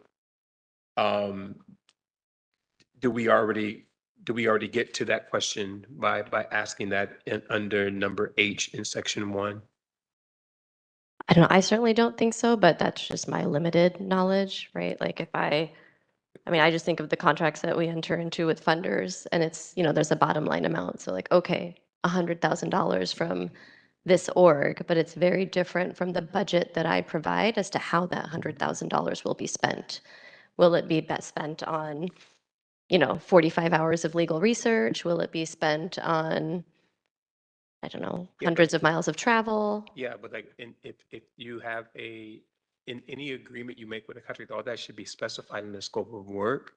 And so asking for a firm's operating budget and allowable expenses I don't know if that answers. You understand what I'm saying? I hear what you're trying to say, like, well, H just sort of says the dollar amount of the contract and hourly rate, right? So then we understand the amount of the contract, but you want to know like how each of those dollars are being spent. I think but that typically is laid out in the scope of work. And so you don't need a firm's operating budget for that, right? The word operating tripping you up? Yeah, it's Okay, so I think the purpose of the motion really is to better understand the money that's being spent on external services and why, and the return on investment, I'm right? totally in support So of the let's- intention. I think keeping it in there, I propose that we keep it in there as number 3, as a separate thing. We can delete the word operating budget and say project budget or representation, Yes. Yeah. representation budget. I don't know. That's not the right. Yeah, no, these aren't hostile questions. I want to just make sure I'm clear. I'm supportive of the intention here. I just want to make sure that we can eliminate the chance that there'll be more questions and then a delay in the information that you want because things aren't crystally clear. And then that might cause more questions. They'll say, well, now we got to go back to all of our vendors and all of our contractors and say, we need your operating budget. And then I can imagine them, because I'd be saying, for what? Why do you need my entire operating, you know what I'm saying?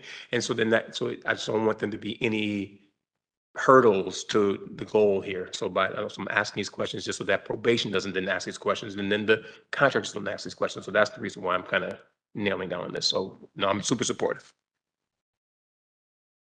Made that notation. I heard strike the word operating, and then I heard two things. Commissioner Kokani suggested it say with respect to the contract entered into with probation, and then Commissioner Harris, you said something different, slightly different than that. I'll go with Commissioner. Okay. Okay, so The timeline, did you want to make it like 60 days and then have them request that they need more time? Or do you want to stay with 45? Let's stay with 45 so that we can attempt to discuss this at the November meeting. Get this information. If probation can't, I think at this point, the line of communication is very open between the commission and, the department, and they can say that would be an impossible task to meet or not. Oh, I have one other comment too. So Commissioner Harris, I guess maybe I'm thinking about some of if the preamble here talks about, we know that that probation is saying that they're outsourcing a lot of their consulting work and other things, right? And so we want to kind of better understand that. Is there a way that are there specific types of consulting or services or contracting that we're hoping to target with this, or are we? See it all. And the reason why I'm asking that is because I know that there are a number of folks, particularly in the SYTF step-down area, that operate with probation with zero contract in place. And so I don't know if you want that, if you're attempting to capture that too, because then maybe you should split it out, because this is all assumes that everything that they do is contracted. There are lots of folks who partner with them, CBOs that do not have contracts with them. I just want to say that for the record. That's a great point, Commissioner. I think the way that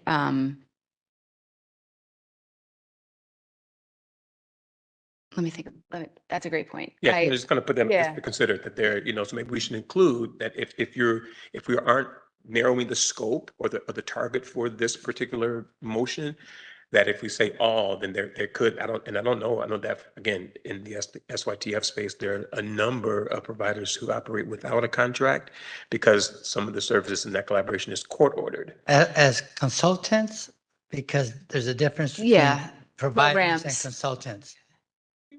I mean, I guess what I was asking, sort of like what it feels broad about, like who we're trying to get to understand, like who are you consulting with, who are you paying, who are you contracting with to do work. And so again, just trying to get narrow with it so I can understand, and just so I can kind of. I don't read this as including program service providers, people that are coming into the facilities and doing credible messengering, or folks that are providing less restrictive placements or other things like that. I read this, and the intention was, who is probation leadership, the department consulting with to improve internal operations of the department to address all of the things we talk about at our meetings, right? The overall functioning of the department, the legal representation that they've sought outside of county council, those types of things, sort of the big picture, but not the program level providers. Understood. I just wanted to say that if that is happening with program partners, I wonder, is there a world in which they are contracting or doing work with consultants sans a contract? So I'm saying, so I wanted to kind of put that on you know what I mean? Like, what if, so you sure that with SYTF, they may not have, that is not the scope of this, but what if they are? Who knows? I don't know if they are, but I know that in some capacities, they operate with folks without a contract. And so what if there are consultants? So I just want to kind of just say that, in case they're like, yeah, we're doing this work with this consultant. There's no contract in place, but we're still doing that work. You know, for your consideration, not for amendment language, just for. Well, it doesn't sound like there's an amendment, an addendum there. Let's start. Let's start here. That's a great start. Wendy, we facilitate a vote, then we do public comment? No, we do public comment first. Okay, Wendy, is there any public comment, live, written? We had no written public comment on this issue. I don't believe there's anybody in the room to give public comment. Do we have anybody online for public comment? I may already have the answer to that question and haven't looked. No. Okay, No hands? Okay. right, unless there are no further questions and comments, Wendy, would you facilitate the vote? Yes. Okay, so we are voting on the revised POC motion requesting probation contracts, which is an attachment to the agenda. There are a variety of amendments which were accepted both by Commissioner Harris, who made the motion, and Commissioner Kokani, who seconded it. The first was to add 45 days as the deadline. The second was to add number 5, probation's performance review, the status on fulfillment. And the third was to change the language of number 3 to remove the word operating, and after the word budget, add with respect to the contract entered into with probation. That sound correct? Yes. Okay, so please vote yes, no, or abstain. And I should note, we've noted this in the minutes, but Commissioner Jackson had left at the break. We do still have quorum. So yes, no, or abstain. Commissioner Harris? Yes. Commissioner Jackson is gone. Commissioner Kokani? Yes. Commissioner Meredith? Yes. Commissioner Prater? Yep. Commissioner Terry? Chair Mundo. Yes. So with Commissioners Canales, Jackson, and Shipp being absent, the motion passes unanimously. Perfect, thank you. Okay, now we will be going to item number 7 on the agenda. We will hear a report from Executive Director Wendy Julian about the observations so far and reports on how visitations are handled at the the juvenile facilities. The full report back will be presented at the October PLC meeting. Wendy, please proceed with your updates. Thank you. I'm actually going to turn this over to Dr. Gongora, but I will say in advance that what we did not have on the agenda today was the 2 inspections that are fully complete, which are the Barry J. Nydorf inspection and Campus Kilpatrick. I'm pleased to say that the reason we took Barry J. Nydorf off of the agenda today is because probation has asked for the opportunity to respond to the inspection, which is what we would like.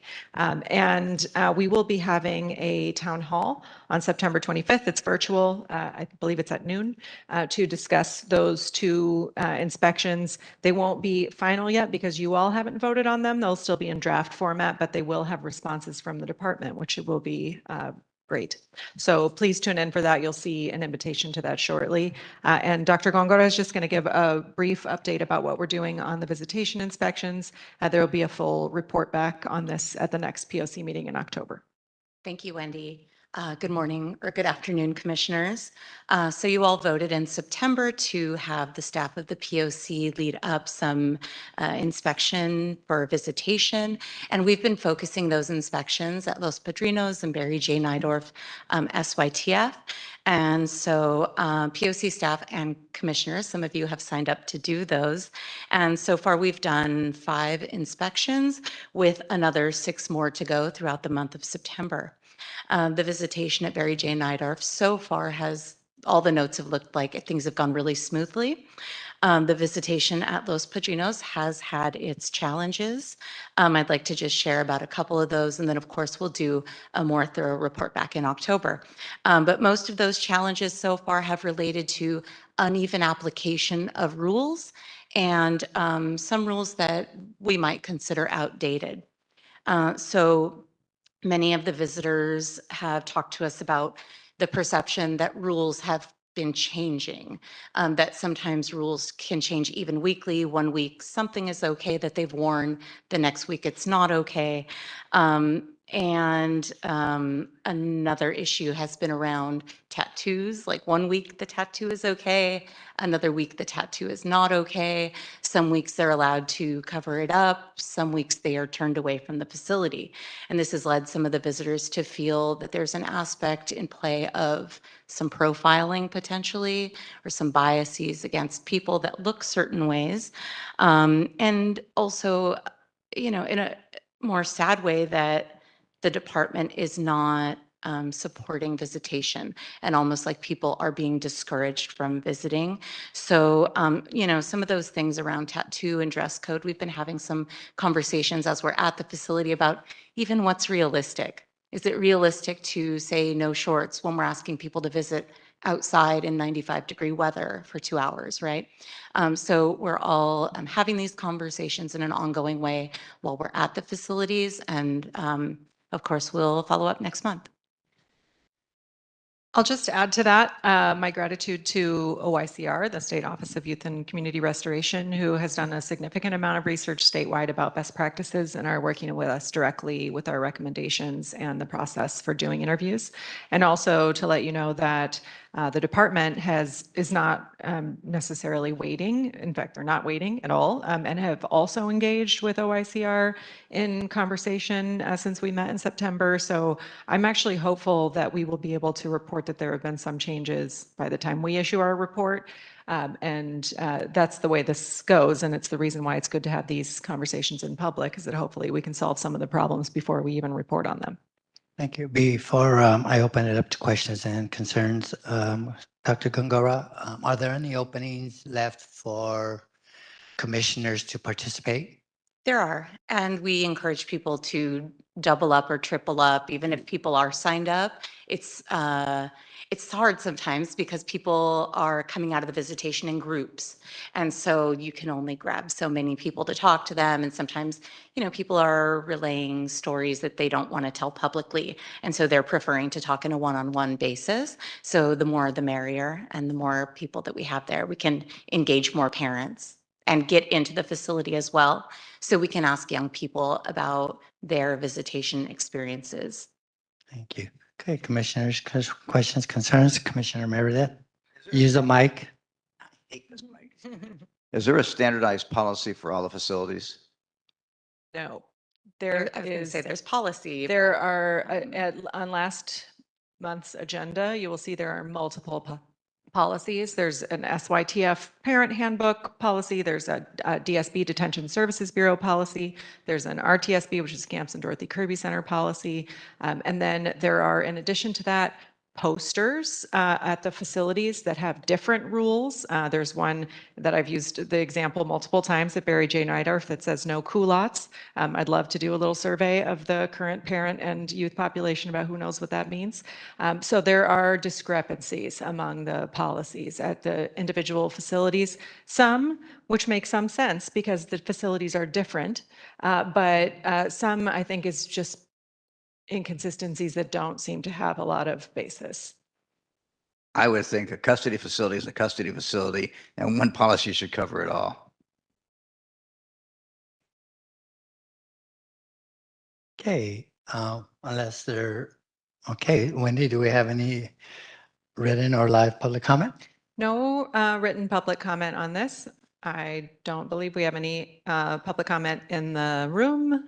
If you want to make a public comment, raise your hand. While you're doing that, I will take the liberty of adding to my executive director's report a happy birthday wish to our chair, Eduardo Mundo, whose birthday is tomorrow. So happy birthday and thank you for the work that you do. I will be at Camp Rocky on my birthday. Unless Commissioner Meredith replaces me. Thank you.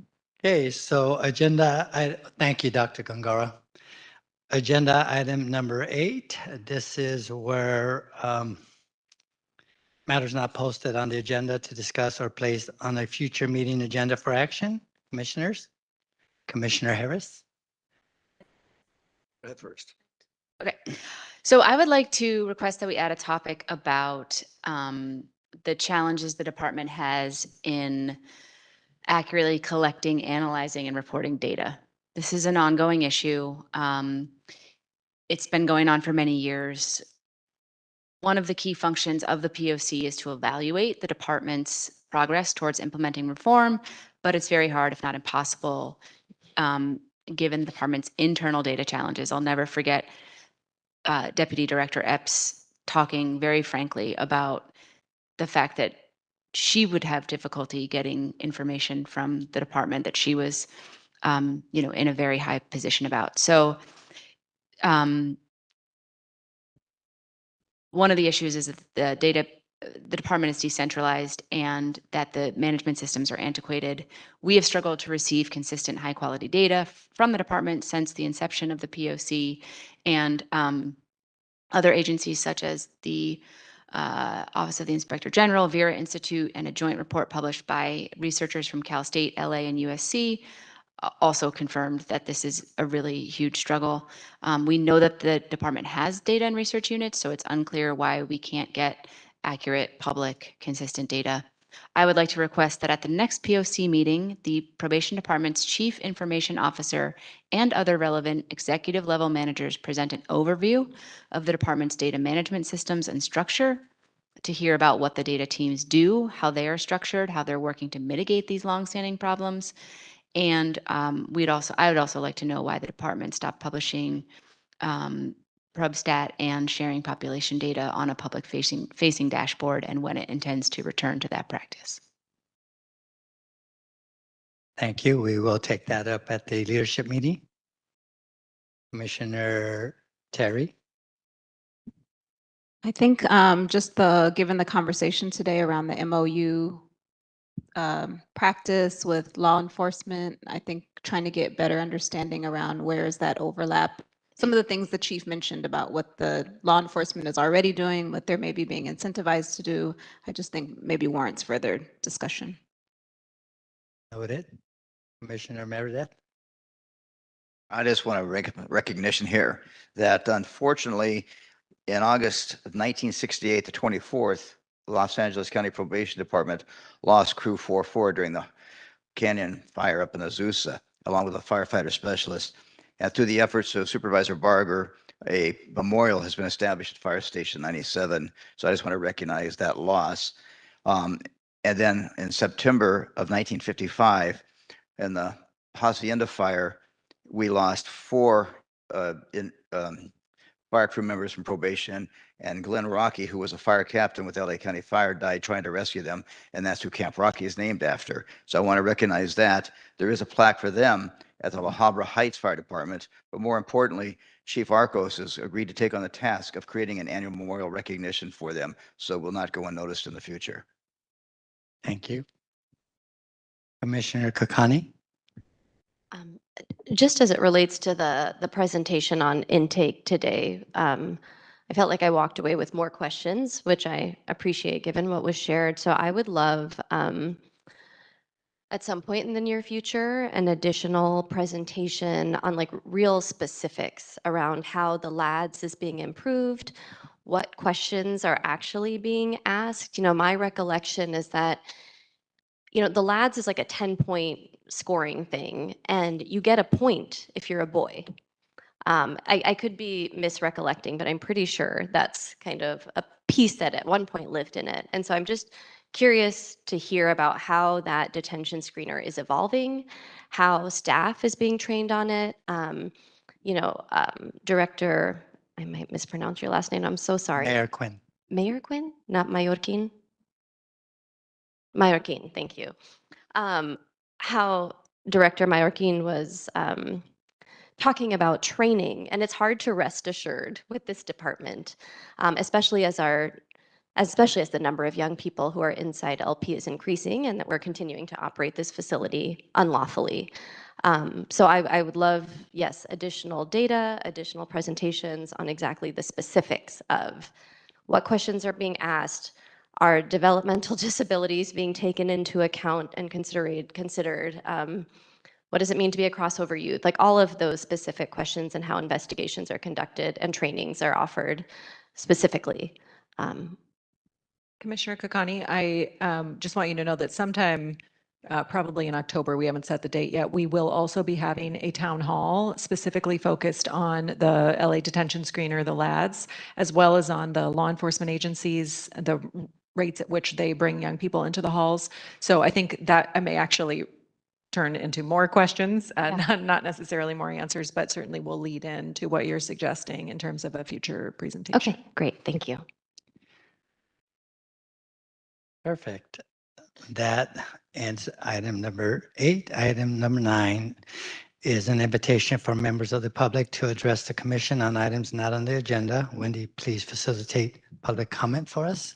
Thank you. And we welcome anyone to give public comment now on items that were not on the agenda today. I see at least one hand raised. You can use the raise your hand function or the *3 if you're calling in. And I don't see anybody in the room here for public comment. So we'll start with call-in user number 7. Your number starts with 818-374. You can dial *6 to unmute yourself. Hi, this is Taliba. And first, before I begin, I want to tell Commissioner Mundo happy birthday. Something that I would like the commission to possibly bring in one of the meetings I feel that is lacking is taking steps to develop a committee involving line staff who can give suggestions to management. Because right now we don't have that, and we've offered that to Guillermo. He hasn't accepted us to be able to bring our suggestions on the table. And a lot of the things that he's getting right now is from people that he's newly hired, from people that he knows from San Bernardino County, Department of Corrections, who have no clue of how this organization runs and how much input, because there's a lot of us that have a lot of good suggestions. And so I don't know if that's something that can be put on an agenda at some point. Thank you. Thank you, Ms. Coffey. That's the end of our public comment. Thank you. With that, we will move to item number 10, adjournment of the special meeting of September 15, 2025. Thank you all for joining us and sharing your comments. As a quick reminder, be sure to follow us on social media and subscribe to our YouTube channel at LA County PLC. To receive reminders about our upcoming meetings, visit our website at plc.lacounty.gov to subscribe to our email listings. It is now 12:51. May I have a motion to adjourn today's meeting? Commissioner Prater, may I have a second? Second. Commissioner Harris. Commissioners, please unmute yourselves and vote with a voice vote. Aye. Aye. Today's meeting is now adjourned. Thank you.